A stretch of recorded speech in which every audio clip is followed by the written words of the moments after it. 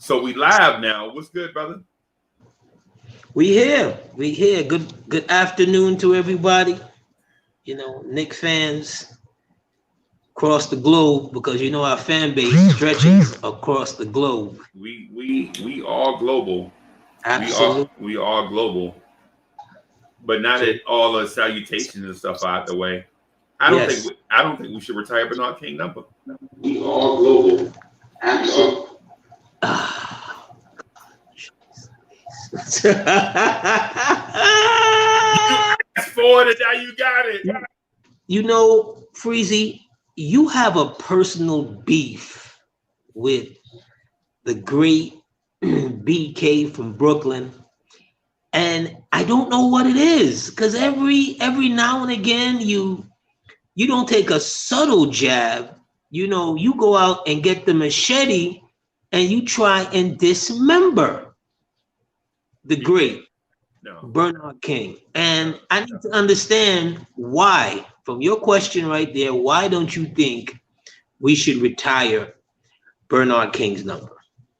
I think if we retire number 30, if we're gonna keep it a buck, I think we should retire 7 first. 7 should be retired for, if we're just talking about scoring machines that had minimal playoff appearances and drug some bad teams. I think 7 should go in the rafters first. Then we should consider 30. Keeping it real, because 7 played just about twice as many more games as a Knick as 30, right? And 7 didn't have the front office support, coaching support of 30, right? Okay, all right. Before I address that last point that you made a while ago, let me say, I don't think you retire either number. Okay, I flip the question back on you, because I know, you've made the subtle jabs or the overt jabs at Bernard. I don't think you retire either number, because they don't have enough time or enough accomplishments in the uniform. But you couldn't get another coach who was behind Melo more than Woodson. Woodson shaped his whole team around Melo, similar to Hubie Brown coordinating the whole team around Bernard, but they just did it worse than the management that Melo had to deal with, the several managements that Melo had to deal with. Right. I wouldn't retire either one of their numbers, but here's the thing between those two individuals. Players, great scorers, Hall of Fame players. Bernard has distinct bodies. You can pinpoint when he came and and when he got hurt, literally the emotions from the fan base. Right. Because when we got him back, when we got Bernard, we traded him for Michael Ray Richardson, so forth. We know the history of Michael Ray and all the problems he had in his life and so forth. But it was kind of like, oh, okay. It wasn't even kind of like the fanfare that Kemba's getting. It was like, oh, okay, Bernard, all right. And then we put him on the floor. And then after 83, after that series against Philadelphia, where we lose to the eventual champions, in 84, he takes flight. Right. And you literally seeing what one man can do against a championship, the eventual champions. That's the difference. You see, Melo had his Indiana moment. And yeah, he got game 7, or game 6 or whatever, he had his 39 or 40 or whatever, but it wasn't like I'm dragging you across this finish line against a team that we should have beaten. That's the difference. Right. Bernard went down and the whole city, the whole Knick Nation felt it. It was like we were depressed walking through the motions for like 5-6 months until we realized, oh, we're going to be in the lottery. Yeah. Bill Cartwright went down also. Nobody care about no Bill Cartwright. What you say? Hey, if you cared about Bill Cartwright as a kid, raise your hand. Me, I'm in that group. You the only one. Look, a player like Bill Cartwright, you need to read the injury reports before the game started, because you never knew when he would suit up. Because he was tough, bro. Come on, man. You got to give old man Bill his credit, bro. For what he did with the Knicks, man. Come on, man. Not in the Knicks uniform. Oh, no. Not in the Knicks uniform. Oh, no. Come on, bro. Wait, Jose, his numbers may be respectable, but he didn't play a lot. And in the really meaningful games, which I'm thinking about, which is that Boston series, that 84 Boston series, he was just, And come on, man. Let's give Bill Cartwright some credit. No, I'm not gonna do it. Not in the Knicks uniform. No. Man, come on, bro. Not in the Knicks. What are we doing, man? He's one of those guys that he's from a time where just because you were 7 feet tall, it was automatically thought that you would be a great ball player. Man, come on, bro. Bill was far from that. Nah, Bill was supposed to be something, man. Come on, man. You know Willis and all those guys got old, right? And the draft was coming up, and we didn't know who we were getting. But we were hoping that this kid Bill Cartwright was going to be something special. I mean, come on, man. You knew we needed a big, and we drafted Bill Cartwright. So we automatically went from drafting or signing journeyman bigs to come here to steal checks. You know what I'm saying? To having a high draft pick, wanting to get a guy that we felt like was going to be a franchise changer at center. I mean, come on, man. Come on. We were looking forward to Cartwright being here.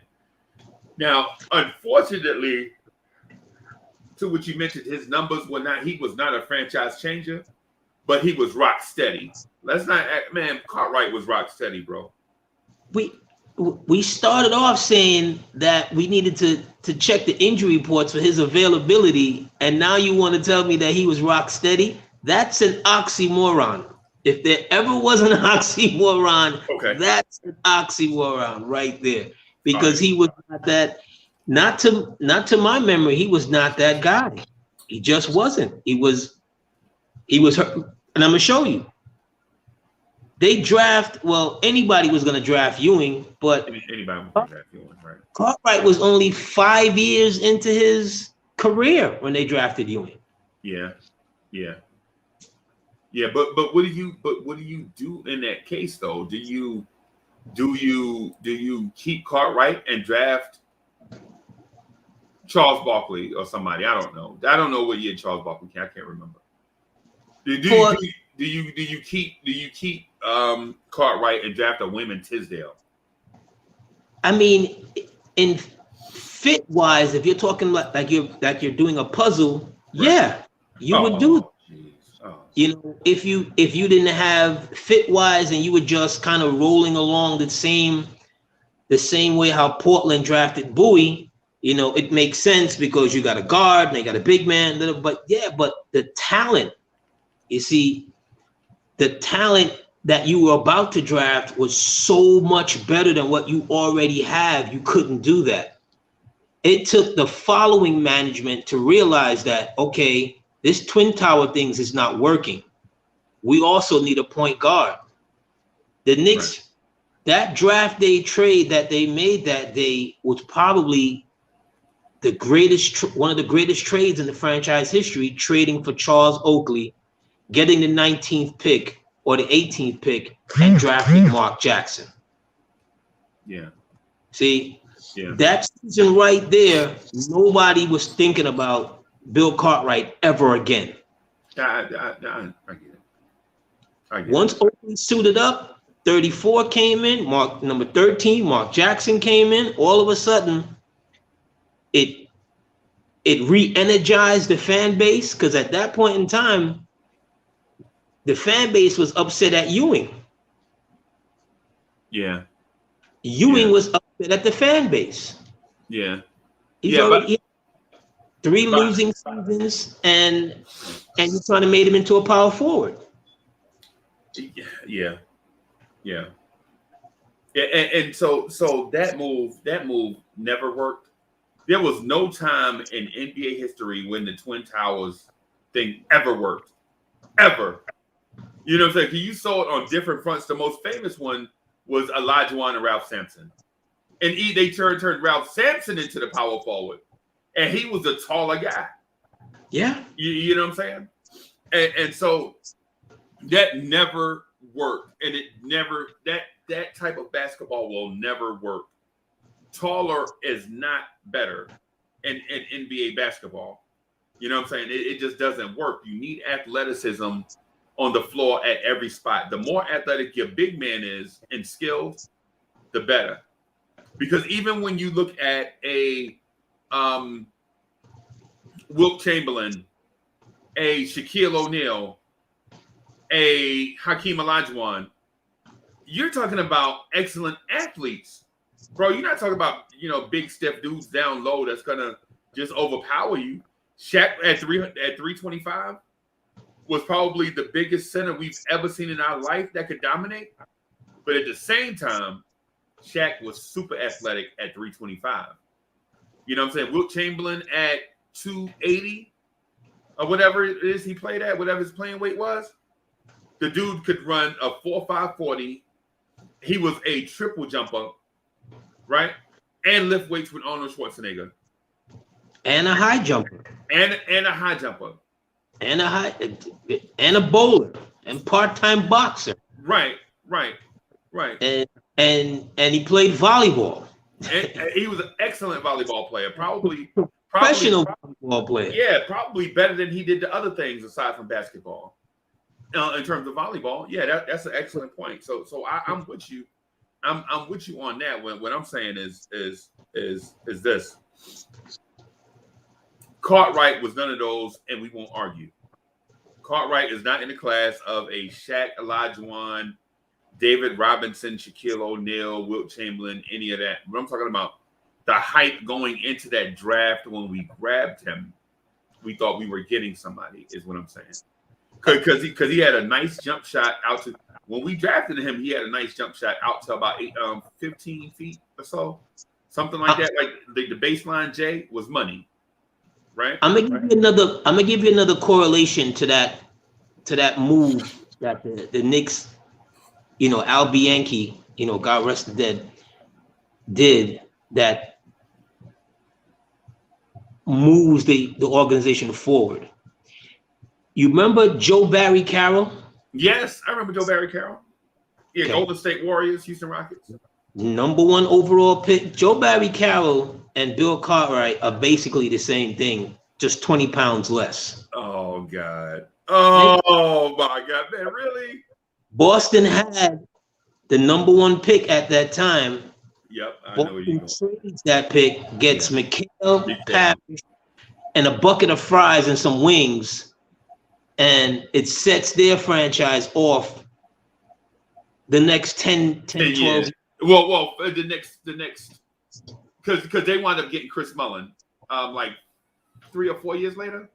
They might have, because Mullin is in the 85 draft with Pat Ewing, yeah. He was drafted at 7, but at that time when when Red Auerbach pulled the move, everybody was kind of like, "You, Joe Barry Carroll, Big Joe, yeah, scorer supreme." right. But he saw something in his game that he was like, you know what? No, it's not what I'm looking for. Yeah. And if these two pieces right here, if I get a McHale, Hall of Famer, Parrish, Hall of Famer, and now I slide him next to Bird, they did that in like a 2-year period. Yep. And you're off. See what I'm saying? So it's the perfect the correlation is the same as far as Bianchi comes in. I need to put something next to Ewing, and I also need a point guard. Yeah. Goodbye, Bill. Right. You see what I'm saying? So a piece like that, it's okay. You hate to lose it. It's kind of like a lot of what us Knicks fans go through today when we talk about trades. It's like, oh my God, we can't trade. You're afraid to pull the trigger. Yeah. If you have management that can has vision and see long term how the pieces will fit better, just because you got a shiny little piece now and you thinking, well, it's a draft pick, we can't possibly trade. I'm not going to mention any names. We can't possibly trade that pick because it's homegrown and this, that, and the third. I just showed you 2 examples that set both teams off, one into the stratosphere and one into relevance. Yep. I feel you. The Joe Barry Carroll trade thing was I can agree with you. I see where you're going there. That makes a lot of sense. That makes a lot of sense, right? And a couple of years later, he makes another trade, and he drafts Len Bias. Yep. Think about that. He has Bird, McHale, Parrish in the front court. He somehow finagles his way, and he has the number 2 pick several years later, coming into a multi-championship team, and he has Len Bias, God rest his dead. If you're Cleveland, how do you pass on Len Bias if you're the Cleveland Cavaliers? Some people, the people that they trust, for whatever reason, that's my man because of this. It's not always, you're getting the best people because of their professional opinions. Right. Or who've really been into this and who can think out of the box. Okay. See, for the mere fact that Boston was back in the draft again and they were willing to draft that young man, should have made everybody go, my God, we can't have this. How can Boston just winning the championship and they're back in here again and they're drafting Len Bias? Right. They didn't they just beat the Houston Rockets? They just beat the Houston Rockets. With that Twin Towers team. I don't know if I forget the backcourt. I don't know if it was Sleepy Floyd and whoever for the Rock. I don't know. Floyd was already gone. They had the rest of their team skips me. I could see them. They had McCray at the small forward. Another gentleman, Lewis, at the shooting guard. They had a good team for the West, but I just remember that team. I just remember that team surviving the car crashes in the Western Conference playoffs that year. No one expected him to do anything. When Ralph Sampson hit that turnaround in one motion, inbounds pass, turn around, flicks it up, ball bounces a couple of times. Nobody. If the commissioner, not even the Rockets. If the commissioner could have walked out there, if they could have did something like what happened to the American basketball team in '68, he would have did that. Yeah. Like, If no, he this could, don't count. yeah, he would have did that. I'm surprised there wasn't a phone call or something made Yep. because everything was geared for round 3, Celtics Lakers again. Celtics Lakers. Again, when he hit that shot, everybody was like, "No, gosh, what is this? What just happened? What just happened?" That's the greatest moment in Ralph Sampson's career. That shot. Career and to be and quiet as kept, it's the greatest moment in Elijah Wan's career because he had been looking like average guy material up until that point. Remember, Elijah Wan was the number 1 pick in '84. Yeah. Right. And they were like, why'd you take this guy number 1? Why didn't you take Michael Jordan number 1? You know what I'm saying? When people look back on it, right? So the thing is, but up until that point, Elijah Wan was doing okay, but he wasn't the dream. No. You know what I'm saying? He was just, you know what I'm saying, very, very athletic guy, high energy. I'll tell you who I can compare him to up to that point now, not later on in his career. Because when his athleticism started to diminish, his skills got better, right? But up until that point, he reminded me of a bigger version of Kenyon Martin, right? Your shot's coming in here, I'm swatting everything. I'm grabbing as many rebounds as I can. I don't have an offensive skill set yet, but I'm working. You know what I'm saying? I'm getting better every day. You know what I'm saying? So that's what he reminded me of when I was watching him in real time, right? Ralph Sampson, on the other hand, reminded me of, and Knicks fans are going to kill me for this comparison, but Ralph Sampson reminded me of a Porzingis, a very tall, very athletic, 7'2", 7'3" guy that could run all day, but the slightest thing would get him injured. Yeah. The slightest thing would get him injured and he'll miss time. Yeah. You know what I'm saying? So Ralph was brittle. Yes. But at his size, he was the best run and jump athlete we had ever seen.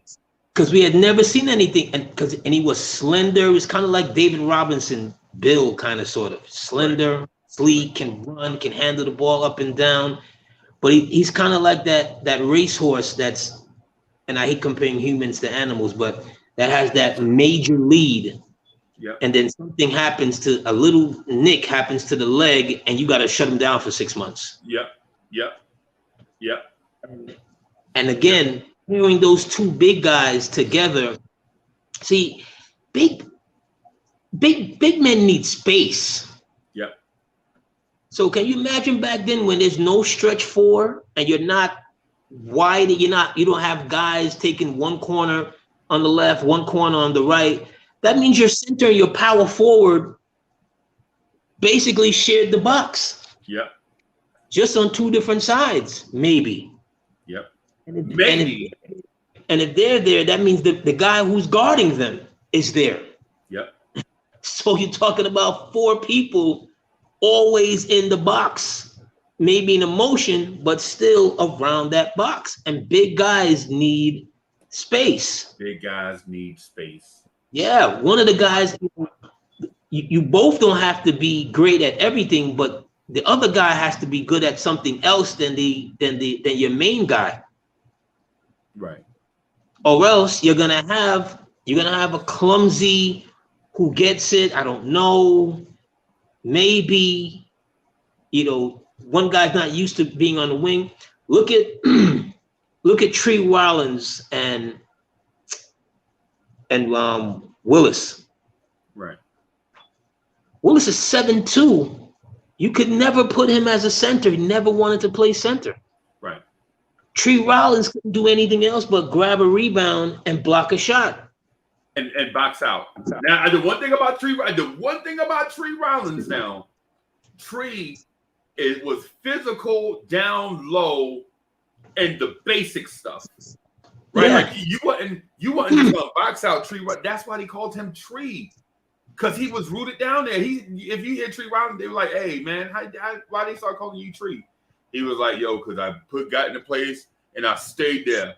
You know what I'm saying? Like a tree. And so that's the reason why the reason why they call him Tree Rollins, right? But the basic stuff, and later on I learned as he got into coaching and stuff.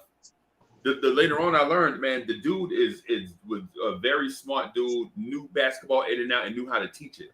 That's how come he stayed around the league so long, right? But to your point, Kevin Willis was like, man, I'm not getting ready. Kevin Willis thing was like, bro, all I want to do is score. You need somebody to score down here. I got you. I'm your man. You know what I'm saying? But all the other stuff, blocking shots, Kevin Willis at whatever height he wasn't blocking those shots. And then 1 year, I remember 1 year with him, he went from being an okay rebounder to I think he led the league 1 year. If memory serves me correctly, I think he led the league 1 year. Kevin Willis?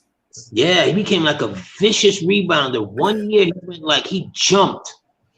He jumped from like 7 or 8 to like 13 or 14. He went like a crazy, He must have been putting that stickum on his hands or something. He did something. It was, something happened with him. And your bigs, see, I hate seeing a big that gets me 4 rebounds, 5 rebounds. Obi Toppin. Especially when you're 6'10" and bigger. Toppin. Well, Yep. when you're that size, I remember a game. What's my one of the twins who's over in Milwaukee when he was here with Brooklyn? Big man, the center. What's his name? Lopez. Brother played with us. Yeah. He had 20 points and 2 rebounds. Yeah. Oh, you talking about Brook Lopez because Robin Lopez a rebound. So you talking about Brook Lopez? 2 rebounds, and the coach at the time, Avery Johnson, because Fiery Avery is the coach at the time. Avery is lighting him up. Yep. And he thought he had a good game. And I'm like, here is where things start to change for the big men in basketball, because you couldn't tell him, no, I need your head under the rim. I need you to be the good shot blocker. Right. But I also need you to grab these rebounds offensively and defensively. You can't be the guy that's standing at the half court line waiting to get a freebie. Right. You got to be the guy that gets the rebound and throws the outlet pass. Right. Because defensive rebounds end possessions. Defense don't stop until 1 or 2 things happen. The other team make a shot or you get a defensive rebound. And you prefer your team getting a defensive rebound. Yes. Right? And the lead dog in that should be your center. So yes. I agree with you on that. You know what I'm saying? But when you have a Westbrook who can average 10 boards from the point guard position, who's 6'3", your big guy can barely get 8. And they're calling a big guy who gets 8 rebounds a good rebounder. You done played 35 minutes and you got 8 rebounds. That is not a good rebounder. That's not a good rebounder. It's average rebounder. Yeah, that's your Obi Toppin type player nowadays. Yeah, sure. Average rebounder. Obi Toppin played 11 minutes a game, bro, and got average 2 rebounds a game. 2 rebounds, and I used to say when I watched him, I was like, dude, I think we've talked about this before. I'm like, hey, with your pogo stick legs, your jumping ability, the ability for you to have that, the important jump is the second jump. Right. When you can get that second jump and you can fly up off the floor. Right. You don't gotta crash in putback per game. Per game. All I'm asking is 1. I'm not asking for 5. I'm asking for 1. To where cats got to think, well, we got to put a body on this dude from the wing because he'll come crashing in and he'll send them home. Right. You're a big guy. You're a big guy, bro. Yeah. We shouldn't even. This conversation is one we should even have to have. Never. Not when you're that big. And that's kind of like how, like I was saying, how the game started to drift for the big guys. Like, okay, the Euro influence comes in. They want bigs now to shoot more threes. Right. Fine, I get it. But when you take them away to go across the 3-point line, you're now giving up your interior intestinal fortitude. You're giving up your rebound, giving up who's guarding the house. Right. Houston made that. Houston made that blunder when they got rid of Capella. Yeah. Right. They thought Harden was the most important piece. Right. They thought Harden was the most important piece. They moved Capella, and all of a sudden, the team looks like a disaster. The team looks like a joke. You can't have 6'5" guys guarding bigs. Yeah, guess what the first thing they did that offseason, though? The first thing they did that offseason is sign a center. When you already had one. When you already had one. You already had one. You already had better than serviceable big guy. Right. But I want to backtrack a little bit on the first part of our conversation with Bernard not being a Hall of Famer or number not being worthy of going to the rafters. Forget that. What is the problem in Freezy's eyes with Bernard's tenure here, with Bernard King, the player? 208 games. Freezy, did he get hurt buying an ice cream sundae? No, he did not. You remember where you were that night he got hurt, right? Yes. Okay. I'm like, what? And to be honest with you, this is what I thought. Because I was a young man, like a teenager, right? You know what I'm saying? I wasn't exactly a man yet, but I wasn't a little boy either. You know what I'm saying? So when I heard you tell it, you've been Uncle Freezy out the gate. let you tell it. Nah, man. Yeah, that's that. Hey, that was low. Okay, all right. Uncle Freezy rolling up the little 70-year-olds, telling them, "Hey, I'm Uncle Freezy." Nah, man. But nah. Hey, so when it happened, right? When it happened to him, I thought they was gonna have to cut his leg off, bro. That's what. Because back then, when somebody fell and grabbed their knee, all we knew about was knee sprains. But then when you hear people around, when you hear whispers of like, oh, he might have blew out his knee, I'm thinking like, this dude ain't gonna be able to play basketball was out of the question. But I'm talking about be functional anymore. I thought he was gonna be on a kick. You remember because as a Bears fan, I knew this feeling already, right? Because people told me about Gale Sayers. They was like, Gale Sayers blew out his knee. If Gale Sayers wouldn't have blew out his knee, no NFL rushing record would be in reach right now. If Gale Sayers wouldn't have blew out his knee, right? And Gale Sayers, the way people tell it, because I never saw Gale Sayers play, man, and all that stuff. As a Bears fan, I ain't, and I'm not trying to hype up the Bears running back history or nothing. But what I'm saying is they're saying that the old timers were like, if Gale Sayers didn't blow out his knee, the dude would have averaged 6 yards a carry every year. They were like, this dude in 14 games, this dude would have ran for 2,700 yards if he didn't blow out his knee, right?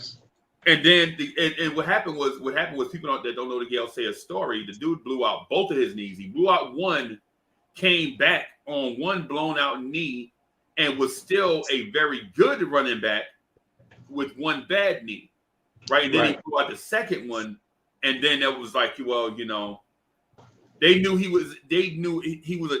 that knee was a ticking time bomb because he was overcompensating on one leg for the other one not being functional, right? So then you see Bernard King go down, and you're like, oh no, oh my goodness. This dude, not only is he not going to play for the Knicks anymore, this dude ain't playing basketball no more, right? It looked like that because we never heard of that kind of. Because people never came. Yeah.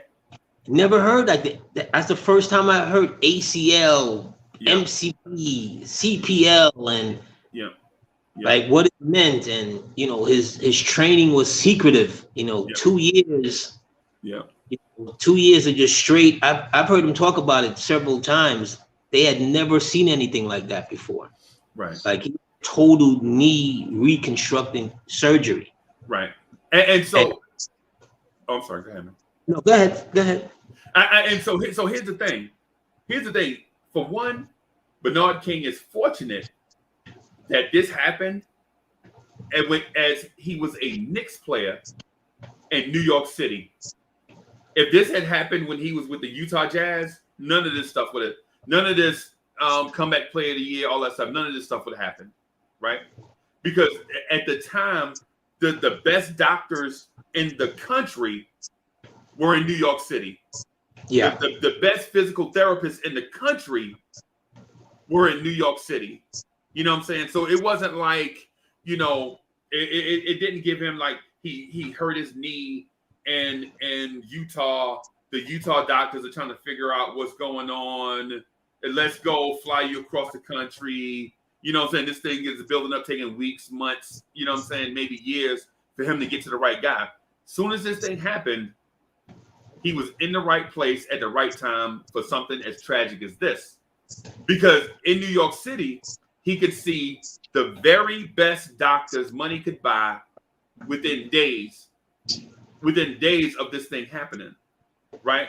He can get the diagnosis, the accurate diagnosis, not opinions and all this stuff and all this stuff. The very best, the innovative doctors were in New York City, right? It's one of the reasons why Kevin Durant chose a New York team to come to in free agency with the Achilles thing. Because before Kevin Durant, you never saw anybody come back from a torn Achilles like Kevin Durant and then become the same level of player. Because I don't know if you remember this, and I'm gonna get back to my king, but when Kevin Durant tore his Achilles, people were talking like, well, 80% of a Kevin Durant is still better than most of the people in the league. You know what I'm saying? All these conversations, right? But New York City has the best doctors in the country, or if they're not in New York City, they're on at least on the Eastern Seaboard, right? You can have, everybody has a satellite in New York City. Johns Hopkins, all these big time Mayo Clinic, all these places. And Brooklyn has an excellent hospital too. I forget what it is. It's some kind of religious hospital. I think it's out by Coney Island. I think maybe. I can't remember the name of it. But this happening to Bernard King in New York City was the blessing that was brought out of a tragedy. Because if this had happened, if he was with the Utah Jazz or with the Golden State Warriors, then we would not even be talking about this story right now. We'd be like, yo, you remember that dude Bernard King? Blah, blah, blah. We'd probably be talking to him in terms of how we talked about, Dominique Wilkins is probably how maybe not Dominique Wilkins, because people hold Dominique Wilkins in higher esteem than Bernard King. But guys that have a good first part of their career get hurt and disappear and can't come back. And to pick up on a little bit what you just said, and that should not be, because when you talk about small forwards, and I've heard Neek talk about this as far as the guys who gave him the most trouble. I've heard Doc talk about this. Mark Aguirre, James Worthy, on a night in, night out basis, pre-knee injury, Bernard would give them the business. Right. It's like you can slide you can slide 3/4 of your defense to him, and you still can't stop him. No, you can't stop. No. The pull up, the turn, the fade, the catch turning into the move, on the wing, the fast break, the way how he used to run the fast break, he was like kind of like a, just a gazelle on that wing. It's one of those things where you have this diamond and you don't know what to do with it. Again, Knicks, you have a diamond in your hand and you don't know what to, that's been like our like, that should be like our slogan. Diamond in our hand and we don't know what to do with it. We don't know what to do with it. Right. You gotta put pieces around those kinds of guys, because you know what can happen? An injury can happen. Right. Look at Melo. Melo tweaks his knee right after he signs that new contract. Yeah. The knee hasn't been right ever since. Serviceable, right. Can catch and shoot threes and still can do his thing, especially a couple of years ago. But once he clicked that knee, never the same again. You know what? And see what he did was, and I blame that on Melo. And we'll get back to Bernard King, but I blame that on Melo. Melo should have set his out of shape behind down, because he was out of shape on a bad knee, right? Should have set his out of shape behind down, got the surgery to end his season, right? He wanted to play in the All-Star game, remember? Yes. That's the reason why he kept playing on out of shape. Infuriated me. Right. Like, who cares it's in New York? No one cares. Right. And you need rest. Right. He needed to lose about, Melo needed to lose about 20 pounds, bro. Melo looked like he was about 255 on that knee. And I know when you got a bulky knee, it's hard for you to do cardio, bro. Listen, I know what it's like to be, to be out of shape on a bad knee, bro. You got to slim down. You got to find some alternative to get, whether it's diet, something. Melo. It can't be any harder than you trying to be the ambassador of All-Star Weekend, running around just because the All-Star Week was in the tri-state area. So what? Who cares? So what? Hence part of the disconnect, and I'm no Phil Jackson fan, but you've tweaked your knee. And we don't know the extent to I'm sure they knew the extent to it. They had to have him evaluated, MRIs, all that, whatever. Yeah, but treatment and all that stuff. So they knew what was going on with it. The dumbest thing I've ever heard a sports doctor say was, you can't injure it any further. Right. I heard them say that when KD first injured, tweaked the hamstring. Oh, he'll be fine. He can't injure it any worse until it popped. Right. You talking about that? You talking about the high ankle sprain? The high ankle sprain he had that led to the Achilles. Yeah. Yeah. It's a high ankle sprain, and if you go back, because I can't remember the reporter that did that's out there in Golden State, who did a timeline. They opted to not give him a suitable backup, like good bench players, but because they gave everybody the money, and that year they showed he had played more minutes up until the injury than he had played in like his previous 2 or 3 years. You're right. Yep. So it was kind of like that timing belt in your car when you over 150,000 miles. At some point in time, that timing belt is gonna go. But you know what? The timing belt gonna give you one, and just like Kevin Durant. Yeah. You're gonna be going somewhere, and that timing belt gonna be hollering, and you're gonna be so embarrassed. You know what I'm saying? You're gonna be like, and then when it goes, then there goes the engine. Yep. There goes the engine. Yep. But that's 2 years ago. He came back, whatever. But it's foolishness like that. You have to protect the player from himself. There's no way I'm head of Madison Square Garden and I'm gonna let Melo dictate to me how his recovery goes. No, it's not gonna work. Right. So first of all, I'm gonna say this, right? I'm gonna say this about Melo, and people are gonna swear I'm hating, but I'm not, right? But there are not many small forwards in NBA history that you've seen their listed playing weight every year is 240 pounds, right? Carmelo Anthony was a big small forward at 6'8", 240. Yes. Big, right? Yes.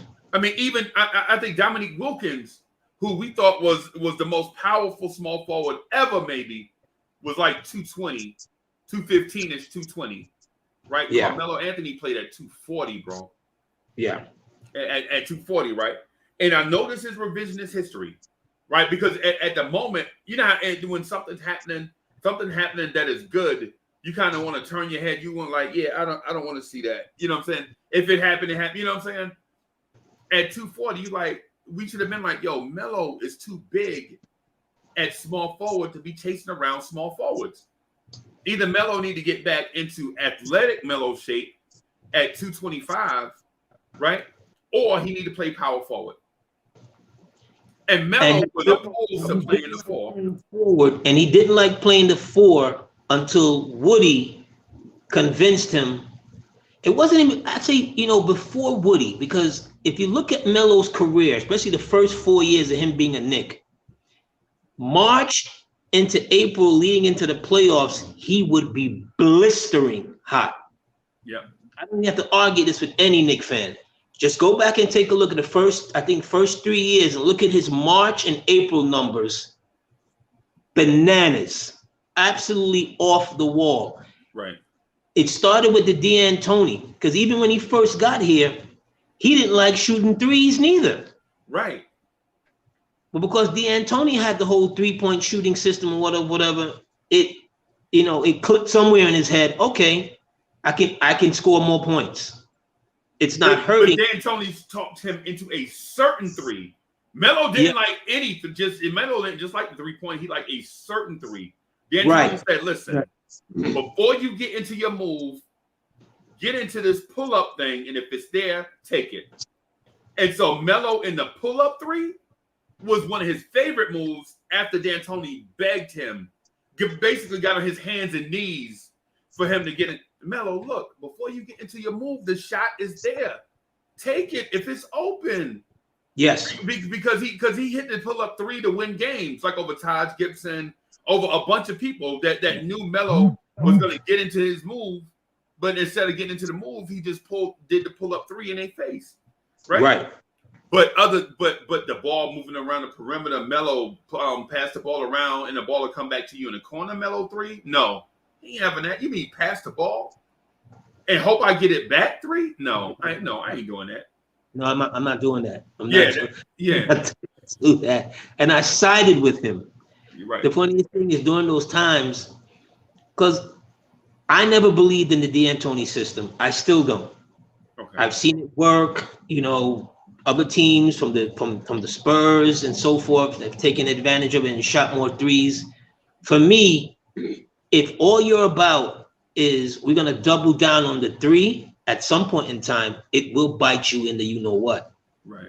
And it's always come back to bite D'Antoni because he's always doubled down. The problem is not that we're taking threes. We're not taking enough threes. Right. So let's just take more. Forget about the mid-range game. Let's just take more. And you see a lot of today's younger ball players, they come in and they've got no middle move. They've got no mid-range game at all. You know, I can't handle the ball. A couple of nights ago, we were talking about some of the young cats. And one of the reasons why I've been like championing, the Grimes and so forth is because when you have a handle, I don't care if you big, small, tall, short, fat. When you have a handle can take you places. Yes. Versus the big athletic person that can't handle the ball. Right. See what I'm saying? Versus a Ed O'Bannon, a Kenny Walker type who are uber athletic, but tell them to get their own shot. Right. Can't do it. Can't do it. Tell them to try a step back. They'd be clumsy. They would fall over. Can't do it. So when you have a handle, it can take you places. Right. And when you have a guy like back to Melo, you have a guy in a power forward body, but with small forward skills that refuses to take advantage where there's a natural advantage of play the four. Yes. You're gonna kill fours. Right. And we don't have to worry about you gaining or losing weight during the season. Right. Right. Because Melo is a big man, bro. Carmelo Anthony is a big man, right? Why? Yes. Yes. And my thing that I disliked about Melo is when NBA superstars were looking chiseled like He-Man dolls. Like when you saw LeBron James type guys, when you saw Dwayne Wade's, when you saw Chris Bosh's, when you saw Kevin Durant's, when you saw all these guys elite play, Giannis Antetokounmpo's, Melo just looked like a basketball player that was in shape. Yeah, I mean that was one of my and so that always bothered me. I'm like, Melo, where is your dedication to your body, man? You know what I'm saying? And people say people the AD people will cry me a river. You know why? I had a channel up and people cry me a river about stuff like, man, I remember when Roy Hibbert blocked Carmelo at the basket. Oh boy. And I'm like, so what? If Melo fat rump was in shape, there is no Hibbert blocking him at the basket. He dunks on him. He dunks on him. He absolutely either threw it down on him. If Melo wasn't playing at 255 or whatever he was playing at 250, whatever it is he was playing at, bro. If Melo was in LeBron James type shape, a lot of these conversations that we're having, we wouldn't be having. We're not having. Right. And to the point about Bernard King, the thing about Bernard King is Melo outweighed Bernard King by about 40 pounds. Right. Easy. Right. But Bernard King, the thing I liked about Bernard King is Bernard King played with a speed and ferocity that you don't see small forwards play with nowadays. Always attacking, always looking to attack. You know what I'm saying? Always looking to attack the opponent, whether it's on the ball or off the ball. Right. Absolutely. But nowadays you don't see guys attacking like that. They don't know how to cut without the basketball. You know what I'm saying? They don't know how to set their man up with moves and counter moves so that if the pass does come, they'll be in a position to score. Right? Bernard King, on the other hand, did that consistently. You had to have, and I know this sounds strange, but defensively, you had to have a set of eyes on a point guard and a set of eyes on Bernard King. Well, you only get one set of eyes. You know what I'm saying? So it's hard to kind of. But Bernard King made it hard for you to guard him because he moved well with and without the basketball. Moving without the basketball. These are lost art. You know, the Rip Hamiltons. You know, this is one of the reasons why Steph Curry is so good. Right. Because he's gonna you have to be in shape to guard that man. Yes. Because he's going to 48 minutes. He's going to consistently keep moving. Reggie Miller is going to consistently keep moving. 48 minutes. You got 48 minutes of this battle all night long. Yeah. You do yourself when coaches coach that philosophy of get into the Kevin Knox corner, you know, and RJ did that a few times this past season that it didn't sit well with me, but they've gotten to this thing where you need floor spacing. Right. Floor spacing is fine, but give me a guy who knows how to get his shot. Right. Who's not just waiting for the ball. Remember you told that story where you was in Atlanta, right, and somebody was telling RJ, get to the corner. Get to the corner. Derrick Rose and Julius Randle together was screaming at RJ. Like, yo, we need you over here. And RJ was like, for what? How much space do you need? The court, Yeah. the court doesn't expand to your wishes. Right. Right. You see what I'm saying? It's stuff like that with today's game that makes me go, Yeah. And I don't want to be one of those old guys and be like, oh, you couldn't play back then, those guys. But it's just certain subtleties of how you get your shot. You can only get your shot if all the defensive guys are away from you. Right. That's it. Right. It's the ISO scorer mentality. The ISO scorer mentality coupled because the ISO scorer and the pick and roll scorer was telling a flex offense scorer how to play with them.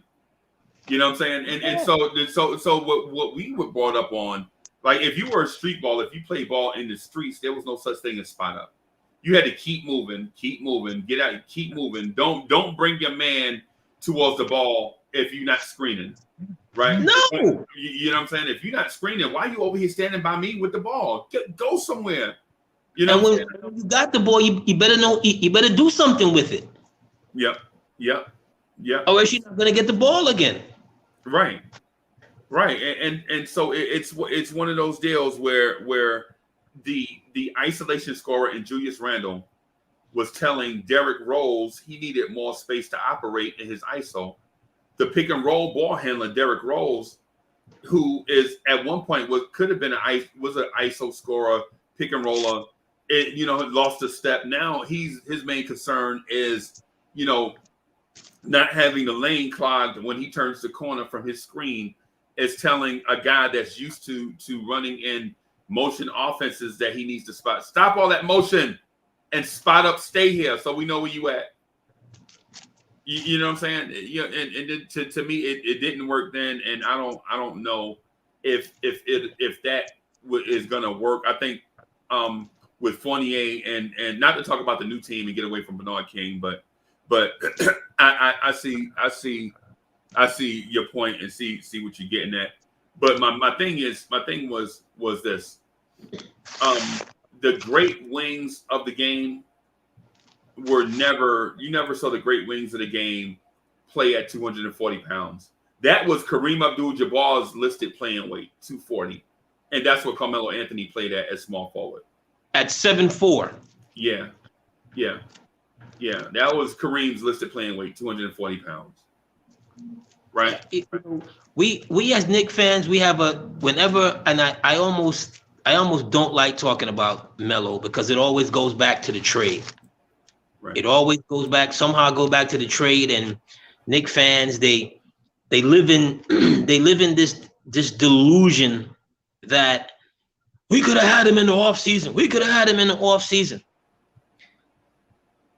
Guys, gals, that was not going to happen. No. Okay? As I tell people, remember, there was a looming lockout. Yeah. It's going to happen.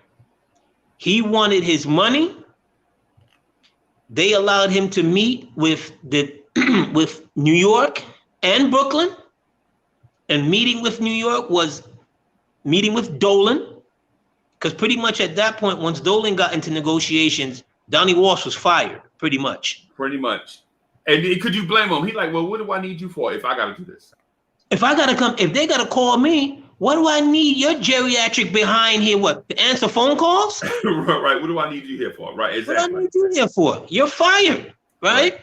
And I made this point to my friend. He goes, no. I said, look, if that's not the case, then how come the next day Brooklyn gets on the phone and makes a trade for Deron Williams of Utah?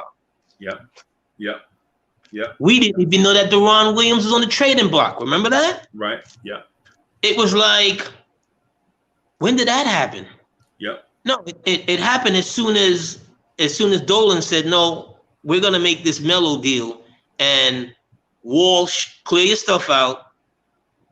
Brooklyn then goes and gets Deron Williams. Yep. You see? Hey, and who was the GM of Denver? Was it Masai Ujiri? That was Ujiri. Oh! That was Ujiri.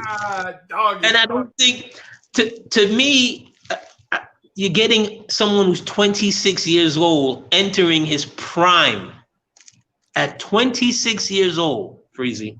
Right. You know, 26 years old, you get that.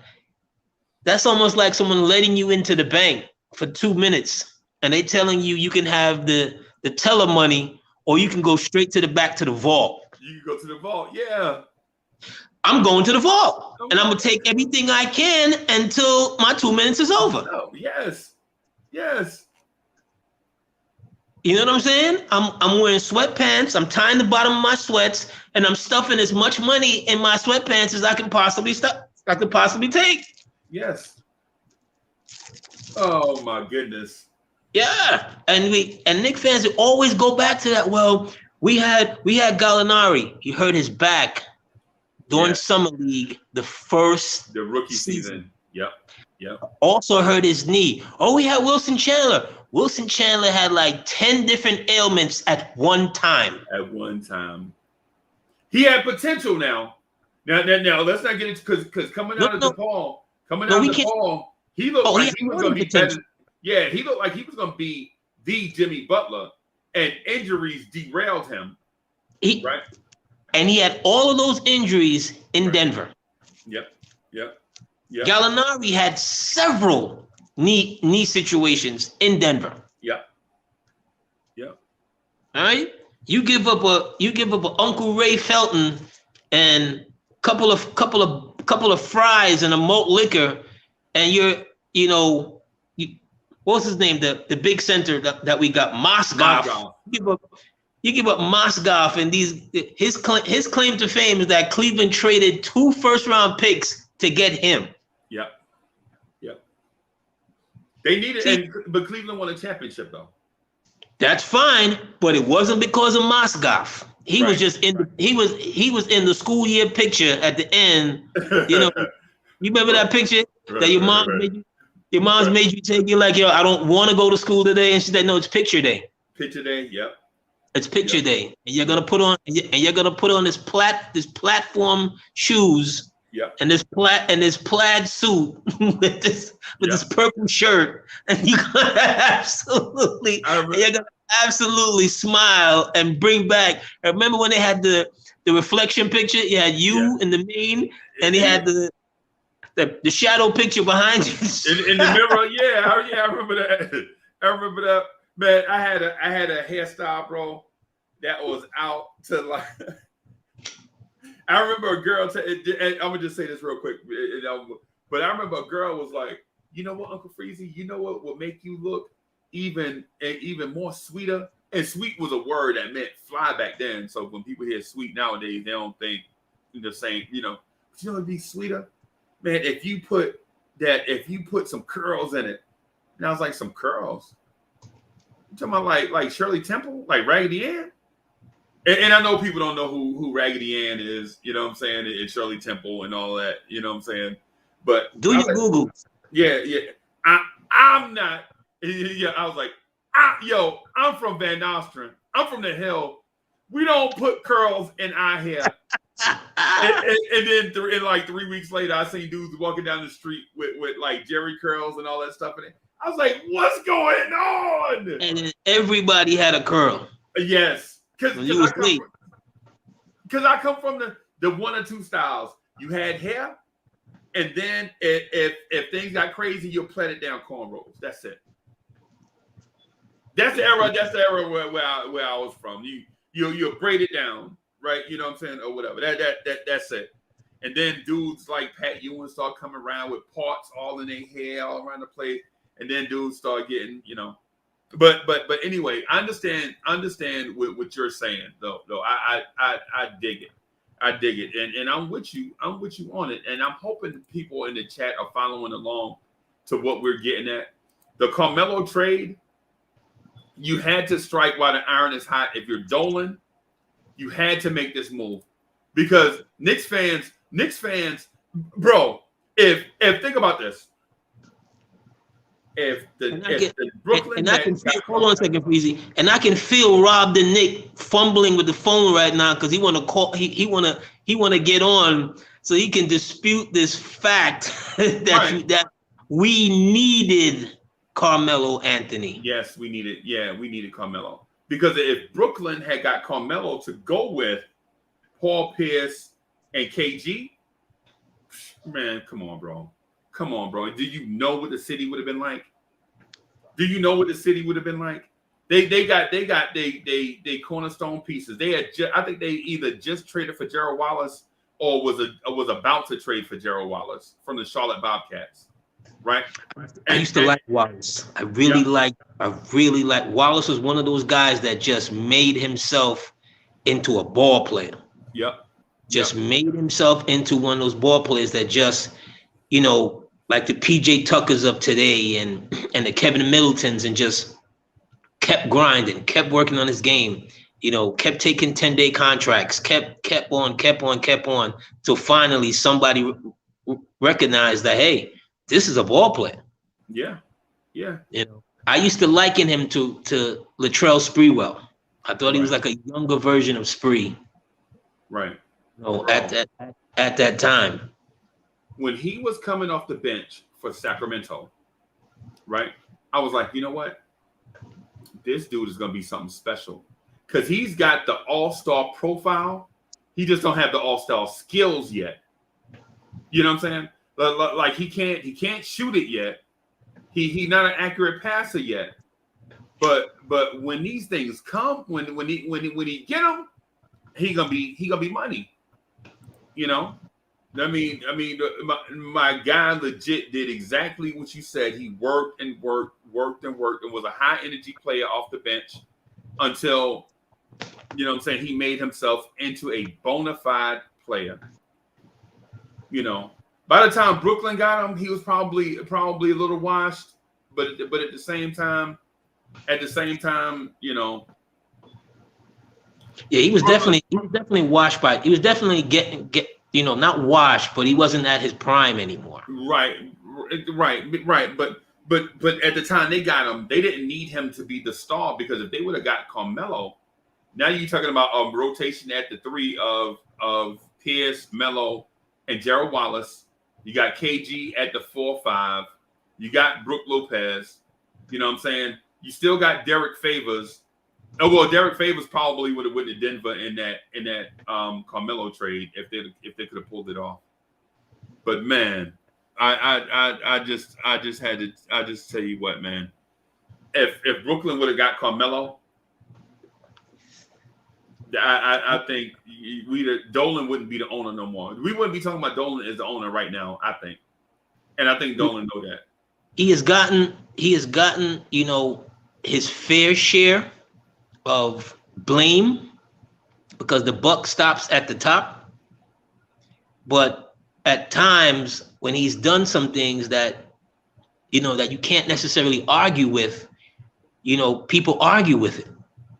They argue about it. Like even when he brought in Phil, he brought in a guy that won 13 championships, was a part of 13 championships from 3 different organizations.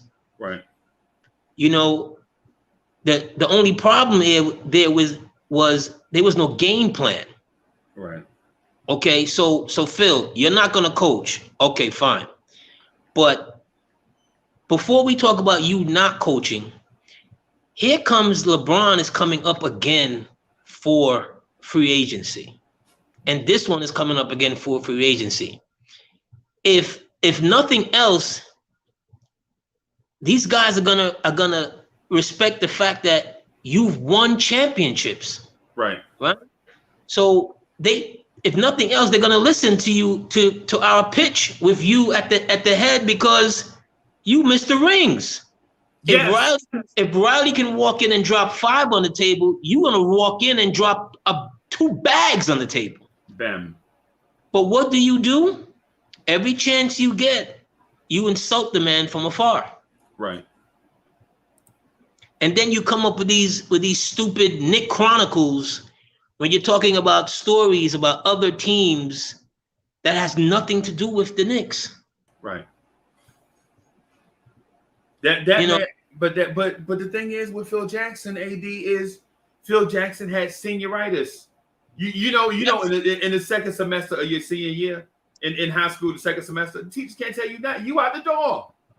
You know what I'm saying? You out the door. Teachers like, This assignment is very important. Yeah, I know. I get it. Yeah, I'll get to it. I'm a senior.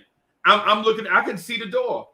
I can see, and that's what Phil Jackson. He went to Montana to Phil Jackson Ranch and begged him personally to take the job. Take the job.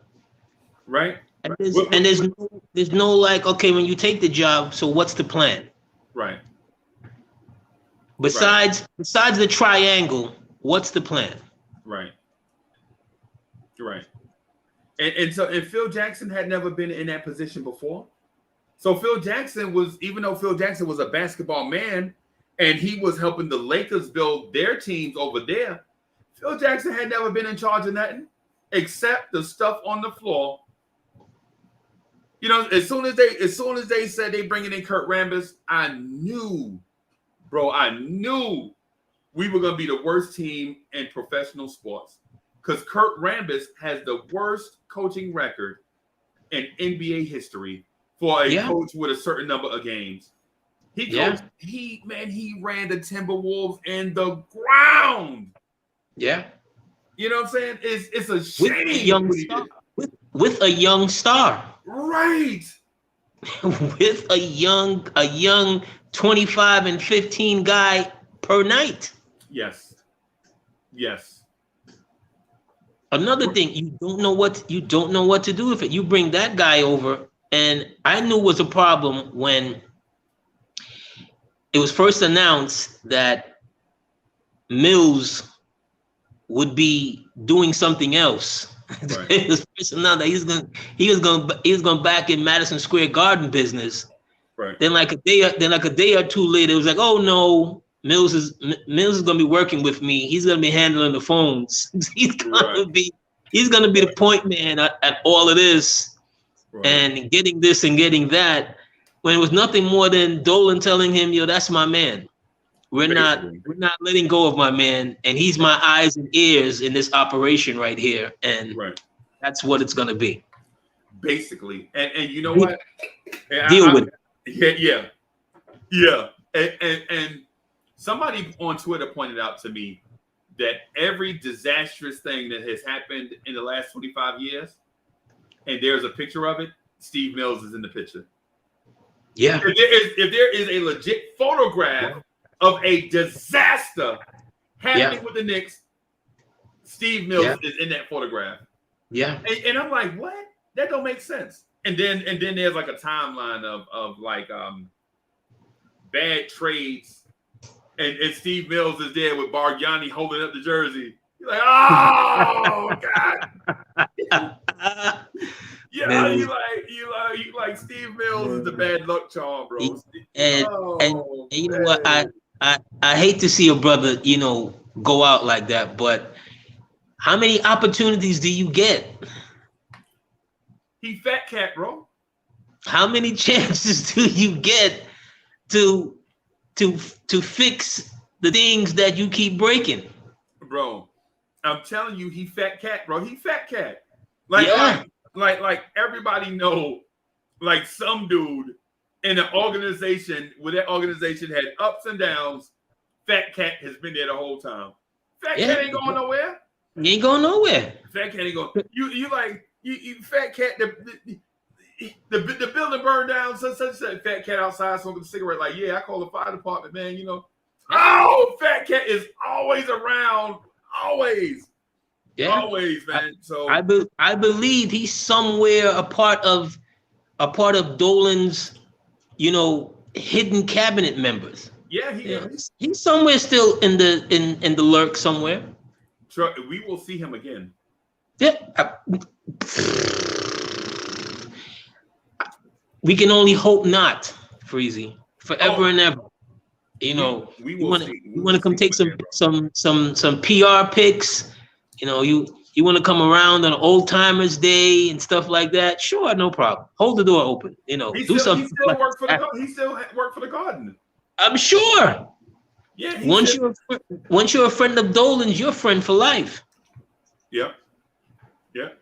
Once you've gone to his shows and seen him sing with his band, you're a friend for life. Yeah, that's the one thing. The one thing you can't say about Dolan is he's not loyal.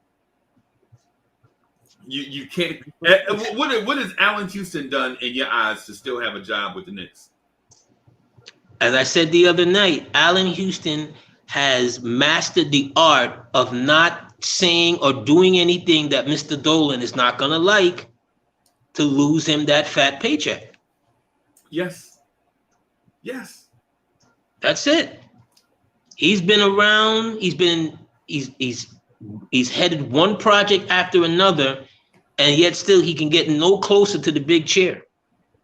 Right. That's it. Right. The job comes up. Have you ever heard Allen Houston's name being mentioned in assistant general manager, anything? No. No. Why is that? No. But if you Allen Houston and you getting raises every year, why would you say what? You know what I'm saying? Why would you want to leave this cushy job? Why would you? You good. Right. I'm Allen Houston. I hit the shot against Miami. You know, Mr. Dolan gave me a $100 million contract. I blew out my knee, and I'm a loyal soldier for the rest of my days. Yeah. Yeah. But that's what I'm saying. So I'll give you an example, right? So Allen Houston is not an original New York Knick. He wasn't drafted by the Knicks, right? Nope. He was drafted by the Detroit Pistons. I know this because I remember seeing him and Grant Hill play together, right? Yeah. That group was dynamic, right? The only thing they needed was seasoning. That's all they needed. They didn't need what they probably should have did was got them a better point guard. They drafted Lindsey Hunter, right? They drafted Lindsey Hunter to replace Isaiah Thomas. You remember that? Isaiah was at the draft that night when they drafted him. Yep. Isaiah was there on a torn Achilles when they drafted Lindsey Hunter. Right? And Isaiah Thomas told Knicks fans that night, because the rumor was that Detroit was going to trade Isaiah Thomas to the Knicks. And Isaiah Thomas said, I would rather retire than be a part of that organization. Basically. That's what he said. Yeah, that's what he said. Because he said it once in front of people, and then he was at the pool. He, at the hotel pool or whatever, and a reporter walked up on him while he was out there laying out by the pool. And the reporter was like, yo, Isaiah, the rumor is that you're going to get traded to the Knicks. And he was like, I said it before, man, listen, I would rather retire than be a part of the Knicks.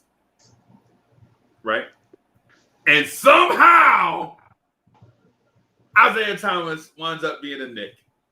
But you see, the funniest thing is with that, and I've heard him talk about that, and him saying that he didn't have anything else was going on his 11th season or 12th season or something like that. But if there was ever a trade that should have happened, they should have found a way to talk him into one last run, because that's what they needed. That's what that team at that time needed, was someone else other than Ewing who could score. Who could break a 10-0 run. Yeah. Because that was always those older Knicks problems. Great defensively, but once the game, got out of the muddy waters and stuff like that, and you needed to break a 10-0 run, 12-0 run, and if Ewing couldn't break it, Starks sometimes, he didn't really have anyone that could, break those runs and have a cohesive offensive unit. Right. That's what I would have sold them on. Like, dude, you can get one more ring. Right. Yep. You can get one more ring and your legacy is already solidified, but this would have been the cherry on top. Yep. Bam. Yeah. The selling point to him was money. Yeah. He already got money. Find a way to work it out. At that point, find a way to work it out, because that's what your star needed. He needed a consistent second guy, or sometimes to be the first guy. Right. Right. And he could still do that. Yeah, he could still do that. I mean, we don't know what Zeke would have been on a torn Achilles, right? But at the same time, like what we were saying about the best doctors money could buy being in the city, I like our chances. I like our chances with bringing Isaiah Thomas back to at least being a high quality starter, kind of like what we think that we might get out of Kemba Walker right now. Yes, or more, or probably a little bit more. Because at least now, if it doesn't work out, you got young talent here to step right in. Right. You know, if it doesn't work out, you're not going to sit here and go, well, what do we do now? We've put all our eggs in this basket. Right.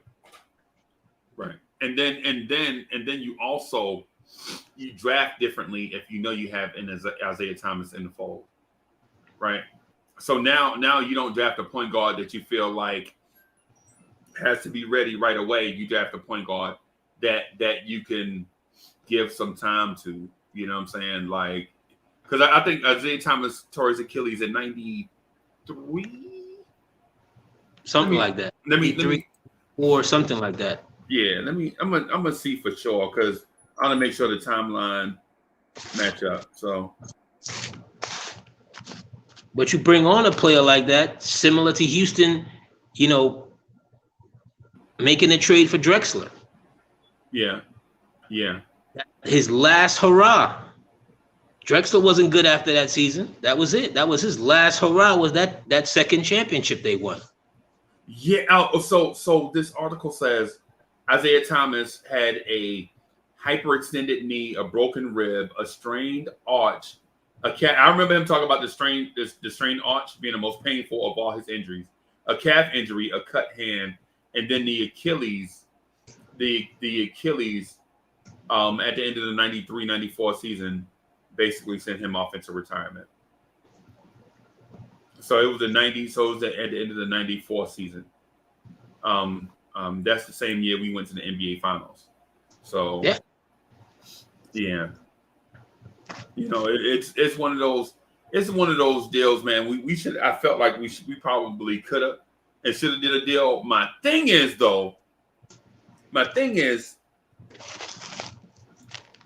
the Knicks should have gone after point guards when point guards were readily available, right?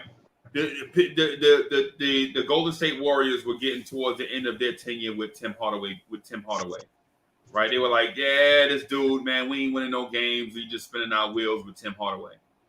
The Phoenix Suns had Kevin Johnson. Who else was out there? You could have brought Kenny the Jet Smith back home. You know, you could have. There was some point guards I think out there that you probably. What about making a play for Rod Strickland? Why let Rod Strickland bounce around the league? You traded him away. Why not bring him back? Yeah. What about Kenny Anderson? What about Mr. Chibbs? When you got that guy on your team, you got to remember every player has an expiration date. Yep. But especially the superstar. Right. The superstar, you can count down when it's going to go left for him. Yep. So you have to maximize your opportunity to win every chance you get. Right. Because you can't look at a player and say, well, he's going to be here for, he played 5 years already. He played 6 years. Or we can count on him for another 7, 8. No. It don't work like that. No. I'll tell you what the mistake was. At the end of that championship run in '99, we should not have been considering running that team back. We should have blew that team up in 2000, right? Keep Allen Houston, keep Sprewell, right? But everybody else, you had to go younger. You had to, man. And you can probably keep Camby. Right? But everybody else, you had to get younger, man, because we were playing the old style, and young teams were picking us off with fresh legs. Young teams with fresh legs were picking us off. Remember now, and this is a part of the history that that's forgotten. After the 99 team, remember, we went back to the Eastern Conference Finals the following year. Right. We lose to Indiana. Yep. The following year. So it wasn't like the 99 team needed to be totally, put away, because you still had the pieces. You got back to the Eastern Conference Finals the following year. That's a lost history right there that a lot of Knicks fans, we forget that. We go from 99 to Knicks tape. To Knicks tape, to moving Ewing. Yep. And getting Glenn Rice and Shannon Andersons and Howard Isleys, and this is how teams, you erode faster than you ever thought that you would. Right. You had a 54 win team. Right. That the following year took a nosedive. How do you go from 54 wins to a nosedive? To like, what was it, 38 wins? Was it 38 and 54? 38, 39, fighting for a playoff spot last week of the season. You don't make it. Then the offseason, the Big Chief Triangle comes in, and he's trading for Barry Larkin's son. He's trading for Barry Larkin's son. Oh my God. He's moved Chandler. Chandler, you're out of here. A lot of Knicks fans, like a couple that I know really, really closely. So what? Did you see what Hibbert did to Chandler? That's not the point. Right. The point is, you've traded him for a burger without cheese. Right. And the sad thing about the Larkin, the Tyson Chandler thing though is, Tyson Chandler shouldn't even been playing in that playoff series, and he gutted his way through it, and the way he left New York was sad. You know what I'm saying? Because it was no win, right? Because if he didn't play, people were like, oh man, he let us down. The biggest series of his life. Mind you, he won a championship with Dallas, right? Yes. But they're like, oh, the biggest thing, blah blah blah. You know what I'm saying? So if he doesn't play, he lose. And then he go out there and tries to gut it out. Probably playing it at about 40%. Can't even run up and down the floor. And then Roy Hibbert destroy him. And they're like, oh, he got destroyed by Roy Hibbert. There's no win in that. At all. You don't look at him and appreciate him that he gutted it out. His mother has cancer. Right. All of these things is going on. You don't appreciate the fact that, he still came, he still suited up. Right. You brand him with a scarlet letter because Roy Hibbert got the best of him. And in this 2-year window, Roy Hibbert, David West, Danny Granger, Paul George, George Hill live rent-free in the minds of Knicks fans forever for a 2-year window. Yes. It's insane. And to be honest with you, it's where Trae Young is right now. Trae Young is living in the minds of Knicks fans rent-free right now because of what he did this year in the playoffs. Yes. And he shouldn't. And he shouldn't, man, because when you look at it in the grand scheme of things, man, in the grand scheme of things, that team just didn't have enough weapons to go up against Indiana, and this team didn't have enough weapons to go up against Atlanta. That's just, we were just ill-equipped at both times. Well, I'm gonna disagree with you on that one, because the Knicks that year, the 54-win team, had won 14 straight games coming into the playoffs. Right. They beat the Celtics the first 3 games. They won 17 straight games. They were the hottest. They were hotter than fish grease in July. Right. All right? So hot. I can't remember who was injured or something. Because remember that Right, lineup was Rasheed Wallace. Rasheed okay. Wallace. We had some injuries, but I mean, like coming into that Indiana series after we finally got past Boston, and stuff like that, we got some injury issues. All our success for most of that year, besides Melo, was due to the 3-guard lineup we kept running. Yep. Kidd, Prigioni, Felton. Kidd, Prigioni, Shumpert. It was a consistent 3-guard situation that we were running. Right. And with old heads. Right. Game 1 against Indiana, Woodson lets Kenyon Martin talk him into putting him into the starting lineup. Yeah. Indiana destroys us game 1. We never recovered from that. Never recovered, yeah. And I remember arguing with some Knicks fans at the time, or at least one of them is no longer a Knicks fan. And he's like, yeah, you got to put Kenyon Martin. I'm like, that's not how we were successful these last 2.5 months of the year. We're the hottest thing moving, and you now want to get bigger to match their size when it was a David and Goliath situation. We're David. We got the small lineup thing here cooking. Let's stay with it. We never got our balance back again after that game 1 loss to Indiana. And we were the 2nd seed that year. If nothing else, that Knicks team, partial Melo fault, as I said the other day, when you went quiet, Woodson is lucky we let him back into the building. Okay? All of that, defensive coach, this, that, and the third. You're lucky we let you back into the building, my guy. I will never forget that Indiana series. Ever. Let it go, bro. let it go. Let it go, man. Let it go, man.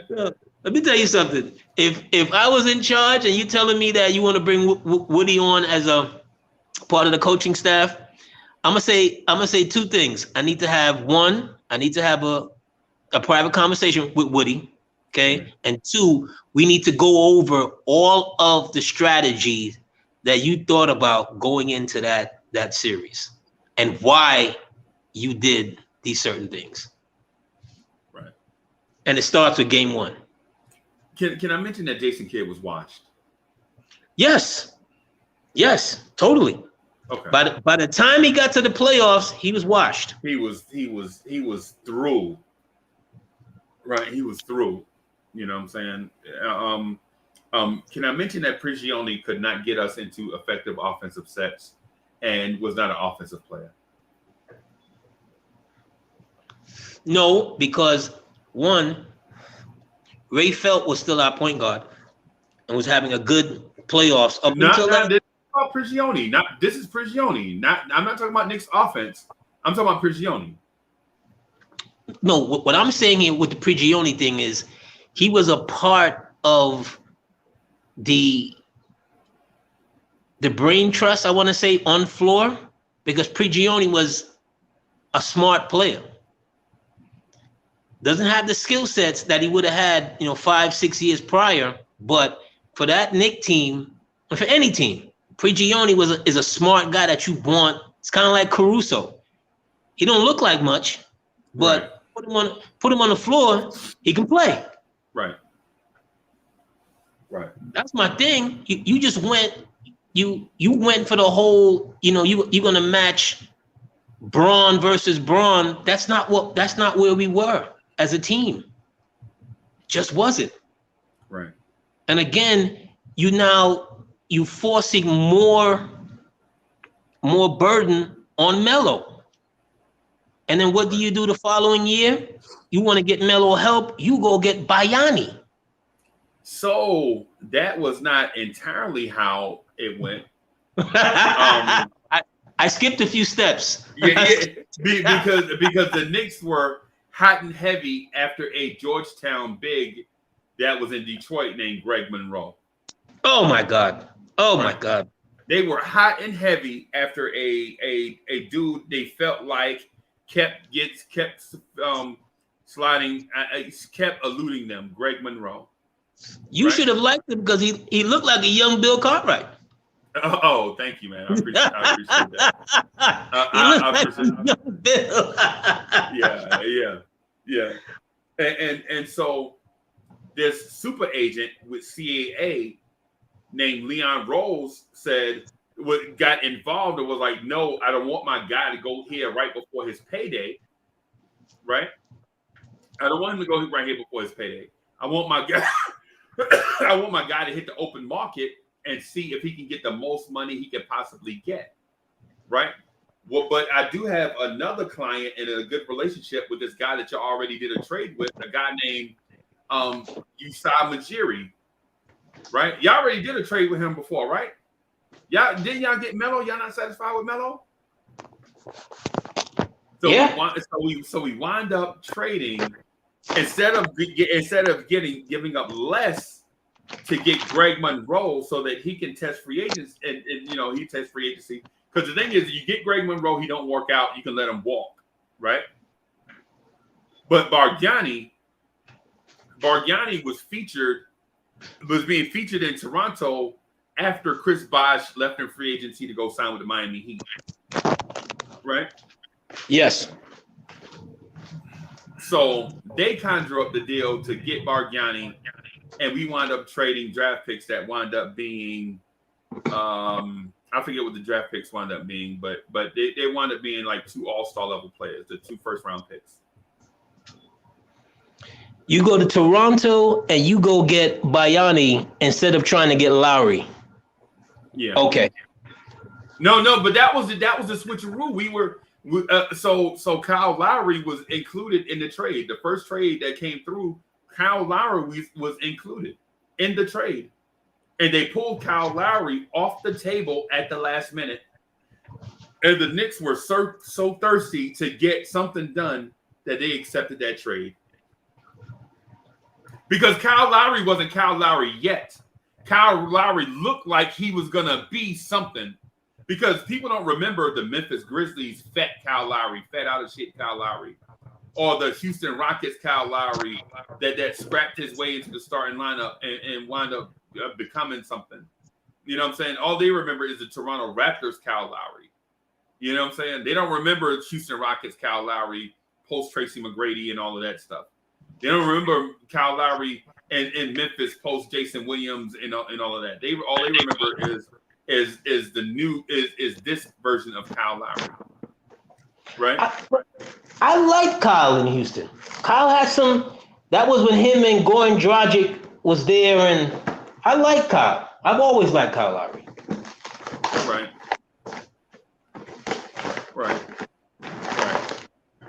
But the thing is, you didn't get Greg Monroe, you didn't get Kyle Lowry, you gave up 2 first-round picks, and you wound up getting Andrea Bargnani. Yes. He was the dude that tried to dunk from the free throw line and only made it halfway there. In a game! In a game, he jumped from the free throw line to dunk and only got halfway there. See, you can't blame him because you got to remember he's Italian, so it was all that pasta he was eating, something. That brought him down. It was something, bro. It was something. Maybe he was just a terrible player. Now I'm talking about for the time, because in this era, and I'm going to defend Bargnani, in this era of NBA basketball, I believe Andrea Bargnani would be an all-star. In this era with floor spacing, you can't touch nobody, bigs shooting the 3, you know what I'm saying? All this, man, Bargnani would probably be an all-star in today's NBA. But back then he was not it. Not it at all. He just didn't have that oomph that you want players to have. Right. He just didn't have it. The skills were there. But the heart wasn't there. He was soft. Yeah, Oh, yeah. Oh my God. porridge. He was absolutely porridge. How are you a 7 foot, 250 pound man and your nickname is Little Italy? Yeah. Bro, they call you Little Italy, bro, and you 7 foot tall. They're like, dude, like I'm that big, I'm that skillful. You calling me mafioso? Something. Something. You're not calling me Little Italy. Little Italy was a nickname, bro. Come on, man. Come on, man. Oh my God. Oh my gosh. Oh my gosh. This is bananas. I cannot believe that we made some of the moves that we made, because to include Landry Fields in that deal kind of hurt my heart. To include Steve Novak, discount double check in that deal, kind of hurt my heart, right? Because before Bargnani, we were like the underdogs, man. Like Landry Fields would come in and defend the wing players and all, you know what I'm saying? And he wasn't much, but we would take that. He was in my opinion, Landry Fields was the perfect complement for Carmelo. He was a shooting guard. Yeah, he was a shooting guard that wanted to defend. That's all he wanted to do. And Knicks fans wanted him to be a shooting guard that scored 20 a game. But with Carmelo, you can't have a guy. You can't have a guy that's going to score you 25 a game next to Carmelo, because Carmelo ain't having it. You know what I'm saying? Carmelo ain't having it. Carmelo was like I'm the first option down on offensive end every time, and you can't blame him because he was an ineffective scorer. And he always needed. If you look at Carmelo's best years, he had a point guard there to tell him, "This is where we're going." Yep. Denver, as soon as they got Chauncey Billups, they went to Western Conference Finals. Yep. Before that, he had Andre Miller. They had good teams over there in Denver. Okay. His best year here with the Knicks, kid Raymond Felton. Right. Good point guard play to help his overall play. Because Melo wasn't going to defend other wing players, not unless he felt like it. Not unless it was like a LeBron James was in the building. Something like that. You're like, Melo, you should be trying to defend these guys every night. But you can't ask a guy to be all defense and all offense at the same time. It just don't work in the NBA. Not everybody's cut from that. Right. It's the true rarefied players that can dominate from both sides of the ball. Right. And you can count them on maybe one hand. Right. Like your Michael Jordans. Your Kareem Abdul-Jabbar's. That's it. You know what I'm saying? Maybe your Hakeem Olajuwon's. Hakeem, LeBron. Kobe. Yeah, your Kobe's. Yeah. The true rare guys that could do that. Right. Or that wanted to do that. Right. Yeah, I'm with you. I'm with you, bro. Nobody is gonna be like even Michael Jordan, right? And in my opinion, Scottie Pippen is a better wing defender than Michael Jordan, right? It's just my opinion.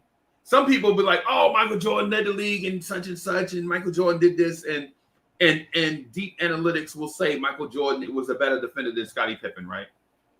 But in my opinion, Scottie Pippen was a better defender. But he was not the offensive player that Michael Jordan was. So for Michael Jordan to be in that conversation with the level of defender as Scottie Pippen and be with the greatest scorer this league has ever seen, puts Mike in that rarefied air. Yep. And it starts with him because he set the tone. Yep. You hearing about him slapping guys up in practice, it wasn't a game. Right. Same thing with Kobe. I was watching something on him, God rest the dead, something with him, and they were showing like behind the scenes, all access with the Lakers, and I can't remember the guard they had. I think the Knicks had him at one point. European guy, his name is skipping me. And in practice, Kobe's telling them, "Yo, don't touch me. Right. You better not touch me. You better not do this." Kobe's elbowing him in the chest, all kinds of. Yeah, I saw that. I remember. Because what? Kobe wasn't doing it. It wasn't personal. It was like, "Oh, if I can't depend on you here in this practice, how can I depend on you out on the floor? Yep. In the game. I gotta get you tough. When Scottie Pippen first came in the league, when Oakley was still on their team, he was not tough. And you can find this on YouTube. Oakley got him hemmed up by the chest, grabbed him up, slapped him in the face. I mean, they were playing still, but what grown man let another grown man slap him in the face? Slap him up in the face. I swear for Allah. Every time I see it, it make my blood boil, bro. He slaps him up like he got him up, taped to the collar. Right. But and I know Oakley is a big man. I know Oakley like 6'8", like 220 something, right? And his persona just carries, and everybody's scared of him. Every team he went on, but still, that YouTube video better have me getting upset. It can't have me looking like, this is a fraternity skit, and you get to do whatever you want to do to me because I need to be in the brotherhood. Nah. Because I saw Charles Oakley foul Chuck Robinson one time. I saw Oakley foul Chuck Robinson, right? And it was like a white glove affair for Charles Oakley. He's like, "Oh, I'm sorry, man, my bad, bro." It lets you know. It lets you know even tough guys have a limit. You know what I'm saying? Because I saw Chuck Robinson foul Buck Williams one time, and people probably don't even remember who Buck Williams is, man. But I saw Chuck Robinson foul Buck Williams one time on a rebound. This is when New Jersey had the old school, them old blue and red uniform with the necks going down the shirt. They were, oh my God. Chuck Robinson fouled Buck Williams, and Chuck Robinson backed up like, and then he saw it was Buck Williams, and Buck Williams looked at him and like, what? And they just stood there staring each other down.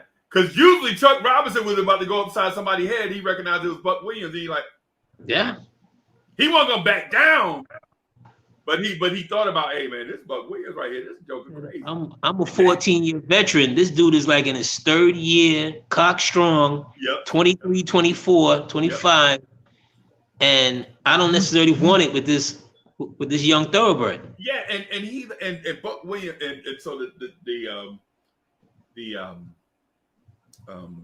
I guess the story is Buck Williams used to come into camp in phenomenal shape, and they were like, "What kind of workout program you on?" And he was like, "I ain't did nothing. I just went home and rested." And he would come back bigger and more ripped every year off of doing nothing. Bro, some people say, hey, some people just got it in their genes, bro. Some people just born John Henry, bro. Yeah, and he was one. Yeah, he was one of those guys. So a lot of those, the league has had its share of goons. Michael Cage. Yep. James Edwards. Just his handle mustache alone. Yeah. Would strike fear into guys. Robert Parrish. Yep. Goons, real goons, goons who could still play. Man, if you saw the 4-piece Robert Parrish put on Kurt Rambis, bro, was it? I mean, I'm sorry, on Bill Laimbeer. If you saw the 4-piece he put on Bill Laimbeer, you're like, how Robert Parrish get suspended one game, man? Right, Robert Parrish, because the game before that, Bill Laimbeer had headlock wrestled Larry Bird to the ground. Yes, right? And Larry Bird ripped Robert Parrish. I mean, you could see he was at first. He called him soft at the end of that game. Yep. And you could see it building. You'd be like, oh, something's gonna happen. The first time Bill Laimbeer touched Robert Parrish, Robert Parrish gonna go off. And he boxing out, and Bill Laimbeer nudged him a little bit, right? Like, hey man, let me get this board. And Robert Parrish haul off with a 4-piece. So you're like, what? Robert Parrish hit the man while the man was going down. Yes. And as tough as that Pistons team was, if you see the replay, ain't nobody ran to his defense. Ain't nobody moved. Ain't nobody. And nobody ran to his defense like, and he was the head of the snake. Yes. Right? He was the one that put all of that bad boy stuff. It was him, then Isaiah, then everybody else, then Mahorn, then James Edwards, and Rodman, and Vinnie Johnson. That was a good team. That was a really good team. And I'm gonna say this, and people probably don't even remember, but the Bad Boy Pistons didn't start off being the Bad Boy Pistons. They actually started up being soft, like the Knicks, right? The Knicks, the early '80s Knicks were soft, bro. Not. I'm not talking about soft mentality. I'm talking about like teams with like the bullies on the block in the Eastern Conference.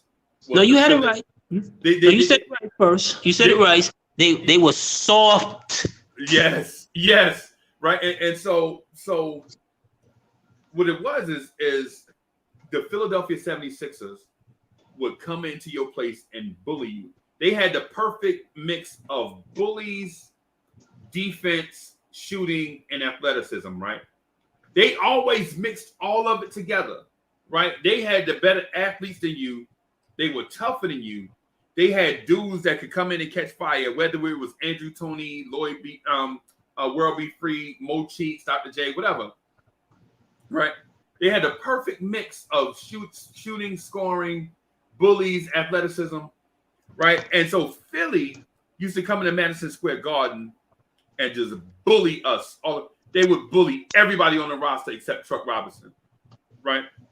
Everybody. I remember Dr. J just elbowed one of our guards one time and was smiling like, "Hey man, I'm just playing with it." You know what I'm saying? I'm Dr. J. Look at me. I'm smiling. I'm Dr. Dre. Go drink a 7-Up. Dr. J. This is Dr. J. Right? Indubitably. Yeah. This commercial. Oh, that was indubitably. Yeah, you know what I'm saying? You can't picture Dr. J as a bully. You know what I'm saying? So when the camera see Dr. J elbowing somebody, they're like, "Oh man, why he running into Dr. J elbow like that?" Everybody joking. You know what I'm saying? The Philly used to bully us, but they really used to bully the Pistons, and they really used to bully their backcourt, because the backcourt used to be Isaiah Thomas and a dude from a street I lived on, a dude named Kelly Tripucka, right? The dude from Notre Dame. Oh, they used to grab the dude and run him out of bounds and throw him in the crowd. It was so bad, right? They used to hack Isaiah Thomas so bad that the Pistons needed to get help, right? Old Afro perm, Afro perm, white man with an Afro, Kelly Tripucka, and a shag, in the back. Oh my God! Shag. Hold on, because I remember that Detroit team. They had what, Benson, and it just took, again, that Detroit's management is like, okay, we can't win with Earl Cureton. Another one that was on that Detroit team, that's right. Early 80s team. Earl Cureton and stuff like that. It's like, okay, we gotta get tougher. Yep. Because the three tough teams was Boston, Milwaukee, Philly in the East. Yeah. Those were the standards. Yeah. Boston, Milwaukee, Philly, those were the standards, and they had to get tougher. And New Jersey was dirty, but they wasn't tough. New Jersey was dirty, they wasn't tough. And it's a difference. You just didn't know night in, night out, because remember, Michael Ray was still Michael Ray, but you just didn't know. First of all, you didn't know where to find Michael Ray. Right. After most games. That's a whole nother story.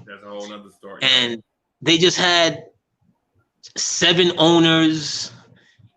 God rest the dead, Darryl Break the Rim Dawkins, who wanted to be more so of a comedian than a player in the latter part of his career.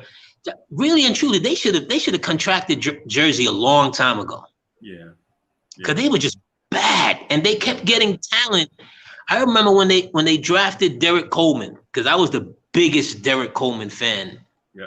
Outside of my St. John's allegiance. In college, Derek Coleman, I just thought when he came to the league, he was going to be the new power forward.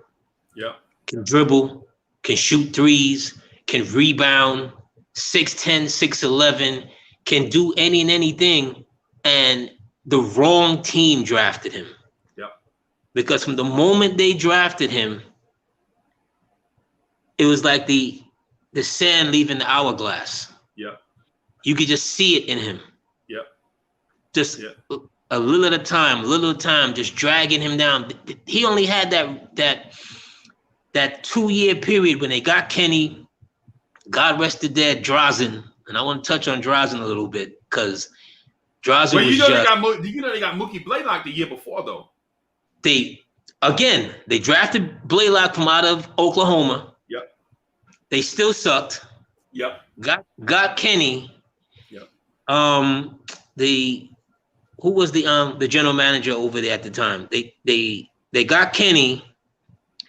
He somehow remembers that Petrovic is sitting on Portland's bench. Yeah. Because Drazen was going back home. Yeah. Yeah, he was calling it a career. They make the trade, bring Drazen over, and it's history. Yeah. And for a lot of young people who don't know what or even older folks who don't know who Drazen Petrovic is, look him up on YouTube. Please. Do yourself that favor. Look him up on YouTube. Look him up when he used to drain shots in Mike's face. Yeah. And talk that noise to him. And talk that noise that Mike probably can't understand. Right. But just for the mere fact that you talking something to me, I know it can't be positive. Right. Drazen was, oh boy, he was absolutely just lights out. That man can shoot. Lord, that man can shoot. Yep.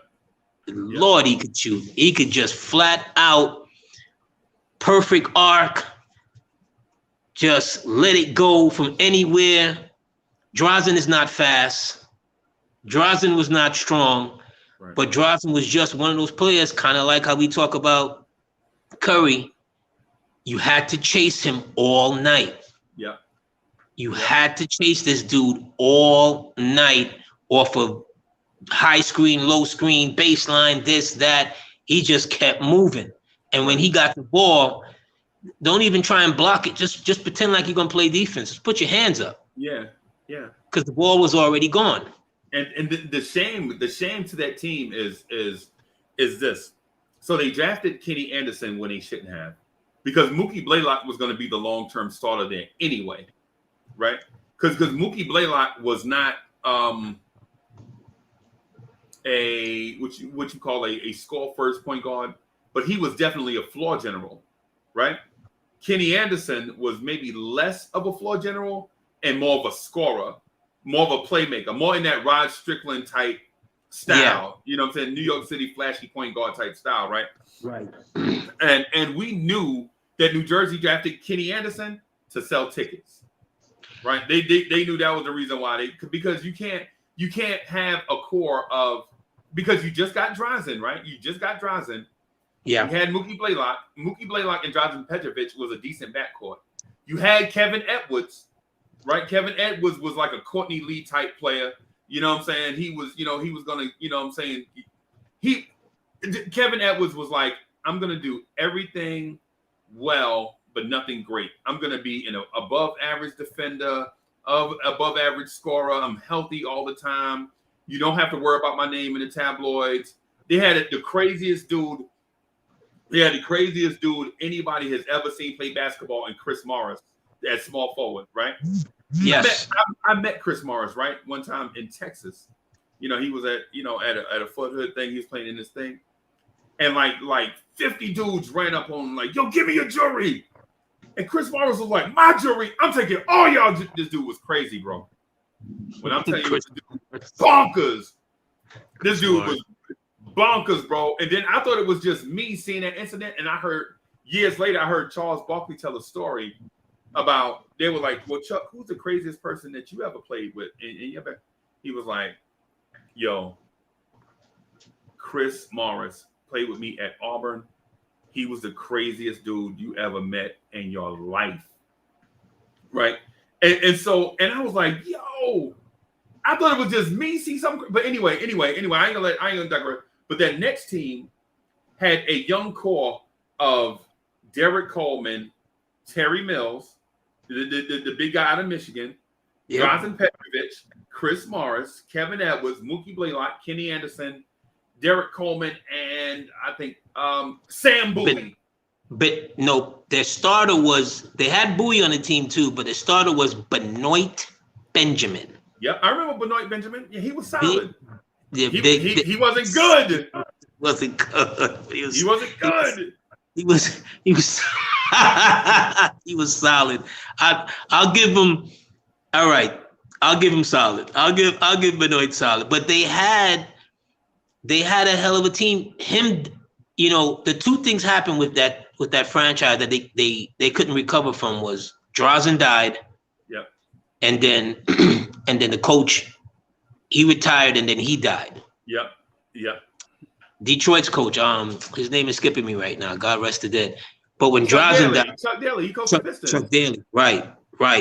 But when Drazen died, it took it all out of the franchise. It took it all out of them because they were finally, because we played them that year, I think in 93 and 94 in the first round. Yeah. We played them that year. I think we went to, I think they took us to game 6 or it was a 5 or so. I know they at least got a game. They got a game, yeah. Yeah, but we hurt Kenny's hand. Yeah. Yeah, I think Oakley had pushed Kenny into the we beat them 3-1. It used to be a best of 5 format back then. Okay, so it was 3-1. Okay. Right. But they had the makings of, they could have been something. But Drazen, him dying and Kenny being immature and Derek just being like, you know what, get me out of here. Right, because they wanted Derek Coleman to play center so that they could spread the floor, like have Terry Mills come in. And bro, and Terry Mills, if Terry Mills would have stayed in, man, come on, Terry Mills. Terry Mills, he didn't see a piece of cake that he didn't like. Right. Man, Terry Mills was like, bro, you can't be, just because you can move at 300 pounds don't mean you need to come into camp at 300 pounds. Yeah. Right. So Oliver Miller, same thing. Oliver Miller, he's 6'9", 325. Oliver Miller, how you gonna be 325 playing in the NBA, bro? So and for those that don't know, who Terry Mills was, think of an Amari Spellman type player. Yeah. With the 3-pointer, his 3-pointer was money. He was like the first real big I remember not at being a threat from 3. Like he had the game plan. Like he had to stop Terry Mills from shooting that straight on 3. Right? Yeah. And so you got him and Derek Coleman together and golly, I forgot the dude's name. Chris Morris, Petrovic, Blaylock, Anderson, Edwards. So they had the makings of a good squad. And then that summer, Drazen Petrovic's girlfriend fall asleep at the wheel on the Autobahn and drive up under a truck. Yep. And because I remember getting the news, I'm like, what? Yeah. Drazen Petrovic's girlfriend fell asleep at the wheel? That always sticks with me when someone else is driving, especially like, my lady or something like that over the years. I'm like, nah, I'm always good to drive. Yeah. I'm always good. I'm not gonna go to sleep. No, because that stuck with me for a long time. Right. That was the story that his lady was driving. It was raining. Yep. And she went off the course and off the road, and he passed away. But he was absolute. That team is one of those. We should do something on teams that should have won the finals. Yep. They weren't one to should win the finals, but they were one of those that was gonna be there. Right. They were gonna be in the mix. Right. If they had maintained some kind of stability with the organization, they were gonna be in the mix. That team was dangerous. Rod Thorne really and truly reshaped that franchise. Yeah, because it was wayward, bro. They took Rod Thorne out of the league office and put him in charge of the Nets. Because they were like this ownership right here is they gonna drive this team in the ground. Yeah. They took him as Rod Thorne used to be in the spot that Adam Silver and all them dudes used to be in. Yeah. Right? But you know, it's one of them things, man. Like it's like one of the great what ifs. You know what I'm saying? You know, like there's a lot of teams that we could do the what ifs with. You know, one of my favorite teams, I think we talked about a little bit last week, you know, that Indiana team, that 2004, 2005 Indiana team, they had a monstrosity of tough, could just give it to you any way you wanted it. Yep. Any way you wanted it, they could give it to you. And you know, the Palace happened, and you know, they just couldn't shake those demons, because they had, you know, Ron O'Neal, you know, Steven Jackson, Tinsley. They had Miller. They had a squad. That team was set up to win a championship, at least 2 or 3 championships. They should have won at least. They should have at least made it to the finals. Right. They should have at least made it to the finals. They were one of those teams that, because remember, the early 2000s, it was Detroit, Indy, and New Jersey. Right. Jersey. Don't forget about Philly. Philly was there too. But the reason why I put Jersey at the head of the class, because Jersey went to back-to-back finals. Yeah, and Jersey was deep. Philly wasn't deep. Yeah, Philly wasn't deep. Jersey was deep. And Jersey had, at that point, he's my third point guard of all times. You know, Jason Kidd, young Jason Kidd was just, you know, you could put him out there with me, you, and 2 others, and he was going to be successful. Because and I mentioned this with other point guards when I likened them to him, is like, you want to play with a guy like that, especially as a big. Right. You're going to run, because he's going to get you the ball. Right. You know, once he gets the ball in the middle of the break, you know, Kerry Kittles, you know, Jefferson, who I just can't, you know, I could never like Jefferson. Thank God he was never a Knick. Right. Kenyon Martin can't shoot. Please don't omit Vince Carter. No, but Vince comes on after their championship runs. I thought Vince was there during the championship run. Oh no, he was okay. No, after their championship runs, because remember everything soured in Toronto with Vince. Right. And it looked like the Knicks were going to make a trade for him somehow, some way. Isaiah was trying this, trying that, whatever. Next thing you wake up one morning, New Jersey is traded for Vince Carter. Revived his career. Jason Kidd revived his career. Bro. Literally. I'm so frustrated by that. I'm so frustrated by that, man. Night in, night out. Vince Carter all of a sudden looked like Air Canada again. Yeah. Dunking on Morning, dunking on this one, that one. But that was definitely after, you know, their run. Milwaukee. 2005, 6, 7. Milwaukee was a good team. You talking about the Michael Redd teams? I'm talking about that Michael Redd team that when they traded for Peyton, when they got Peyton there late, they had a good team. That Jesus Shuttlesworth team. I'm talking about that team. Big Dog, Glenn Robinson. Right. My man from Paterson, New Jersey, who played with the Knicks for Tim Thomas. They had a squad. Right. There's a lot of teams that, you know, for one reason or another, you know, they showed this promise and just couldn't, for one reason or another, just could not get over the hump to get to the finals. Right.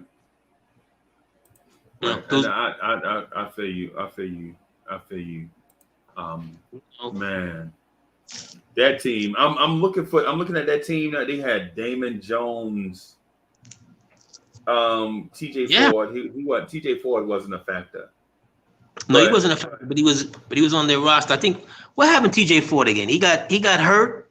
early. He got the neck injury. Right. He got Right. the neck injury on a fall, and that was unfortunate, man. But I'm looking at the team. They didn't have a bunch of names, man. But Desmond Mason. Desmond Mason. They had Desmond Mason. They had Tony Kukoc, High, Brevin Knight, high flyer, Brevin Knight. Who was like the Charlie Ward of their team, Brevin Knight. Yeah. Another name that we don't discuss enough. Charlie Ward. And during those times, all we kept talking about was if the Knicks could somehow get a better point guard than Charlie Ward. Right. If we could somehow get a better point guard than Charlie Ward, and we're talking 20 years later, we still haven't found someone consistently better than Charlie Ward. Right. That's a shame. You know what? I think it's the I'm gonna say this, man, and I gotta wrap up here because I got another engagement, man, that I gotta get to, man. But all right, sir. But you know what the thing about the Knicks point guard is? It's shopping is not the act of finding what you're looking for. It's the act itself. Right? And that is what the Knicks are doing at point guard. It's not and so I always thought, like, how come we can't find a point guard? It's because we're not the fact of finding a point guard is not what we're doing. We're enamored with the searching part, right? Yeah. Because every time we bring in a guy, we sour on them, right? Yes. And it made me think, like, well, how come we can't find the perfect New York City point guard? And the truth is because there's no such thing. You know what I mean? Because is it Rod Strickland? Well, you traded Rod Strickland. Is it Michael Ray Richardson? Well, you traded Michael Ray Richardson. Is it Mark Jackson? Well, you traded Mark Jackson. You know what I'm saying? And the beat goes on and on and on, all the way from Derrick Rose, Jerrion Grant, Frank Ntilikina, blase blah, all the way up to today, Kemba, right? Kemba's homegrown, right? Frank Williams. Frank Williams, Darryl Walker. It don't matter, bro. And the funny thing is the only one that has done it and stick is Walt Clyde Frazier. But when the old heads tell you this point guard search was crazy before Clyde Frazier even got here. They was like the Knicks didn't they were searching for a point guard forever before they got Clyde Frazier. And then Clyde Frazier got here and stuck for a while. And then after that, we got back to business as usual. Yeah. And it's for me though, Freezy, it's not necessarily the finding that point guard. It's getting a collection of talent. Getting a collection of talent that night in, night out, they're going to give you the business. Right. And they're going to find a way to get to the title. Right. That's what it is. But you're a smart fan speaking reasonably. You're a smart fan speaking reasonably, bro. But Knicks fans are not always smart and they're not always reasonable. And a lot of that has to do with emotion.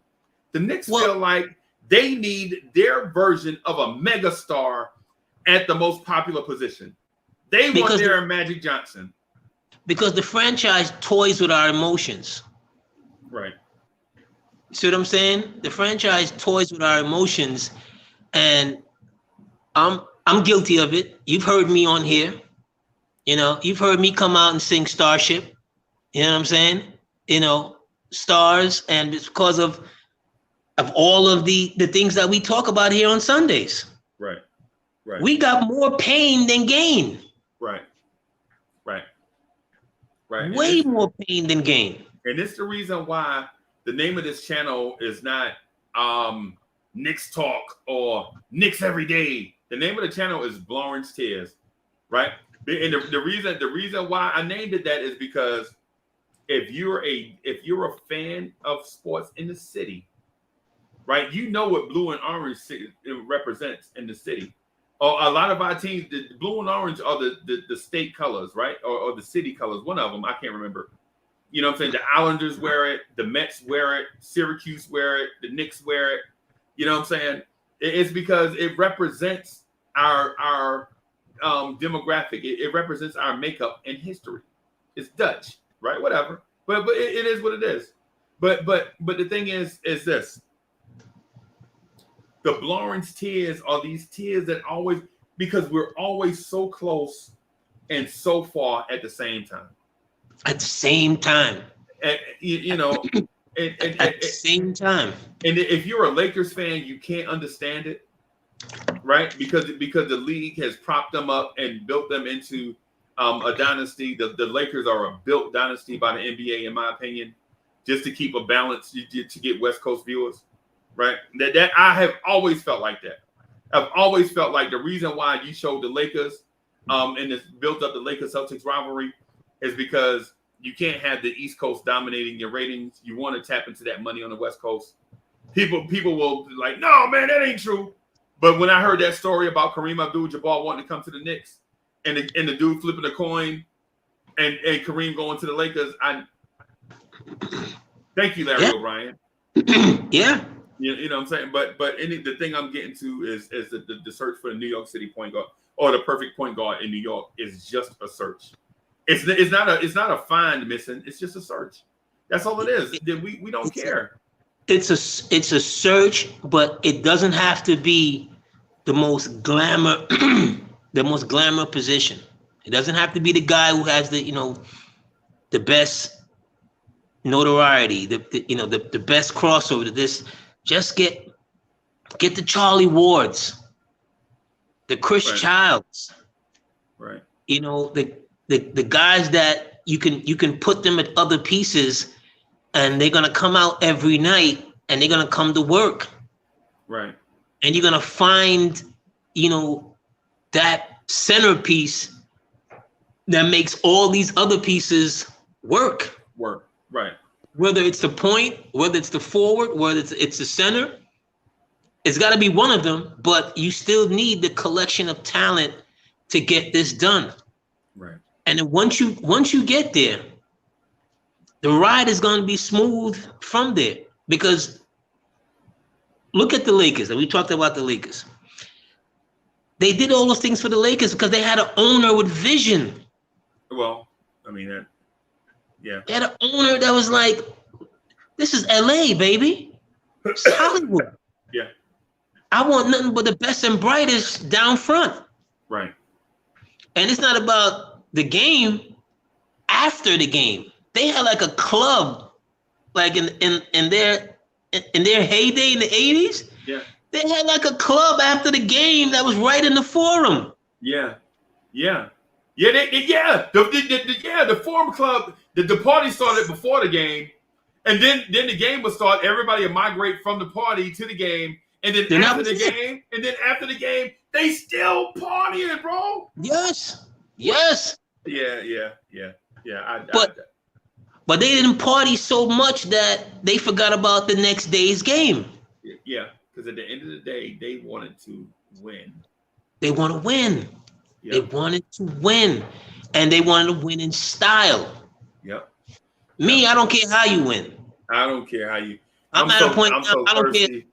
I don't care if they change the Knick dances to the Rockettes, to the City dances, to Mama's twerking biscuits. I don't care. Just want to win. WIN. I just want to win.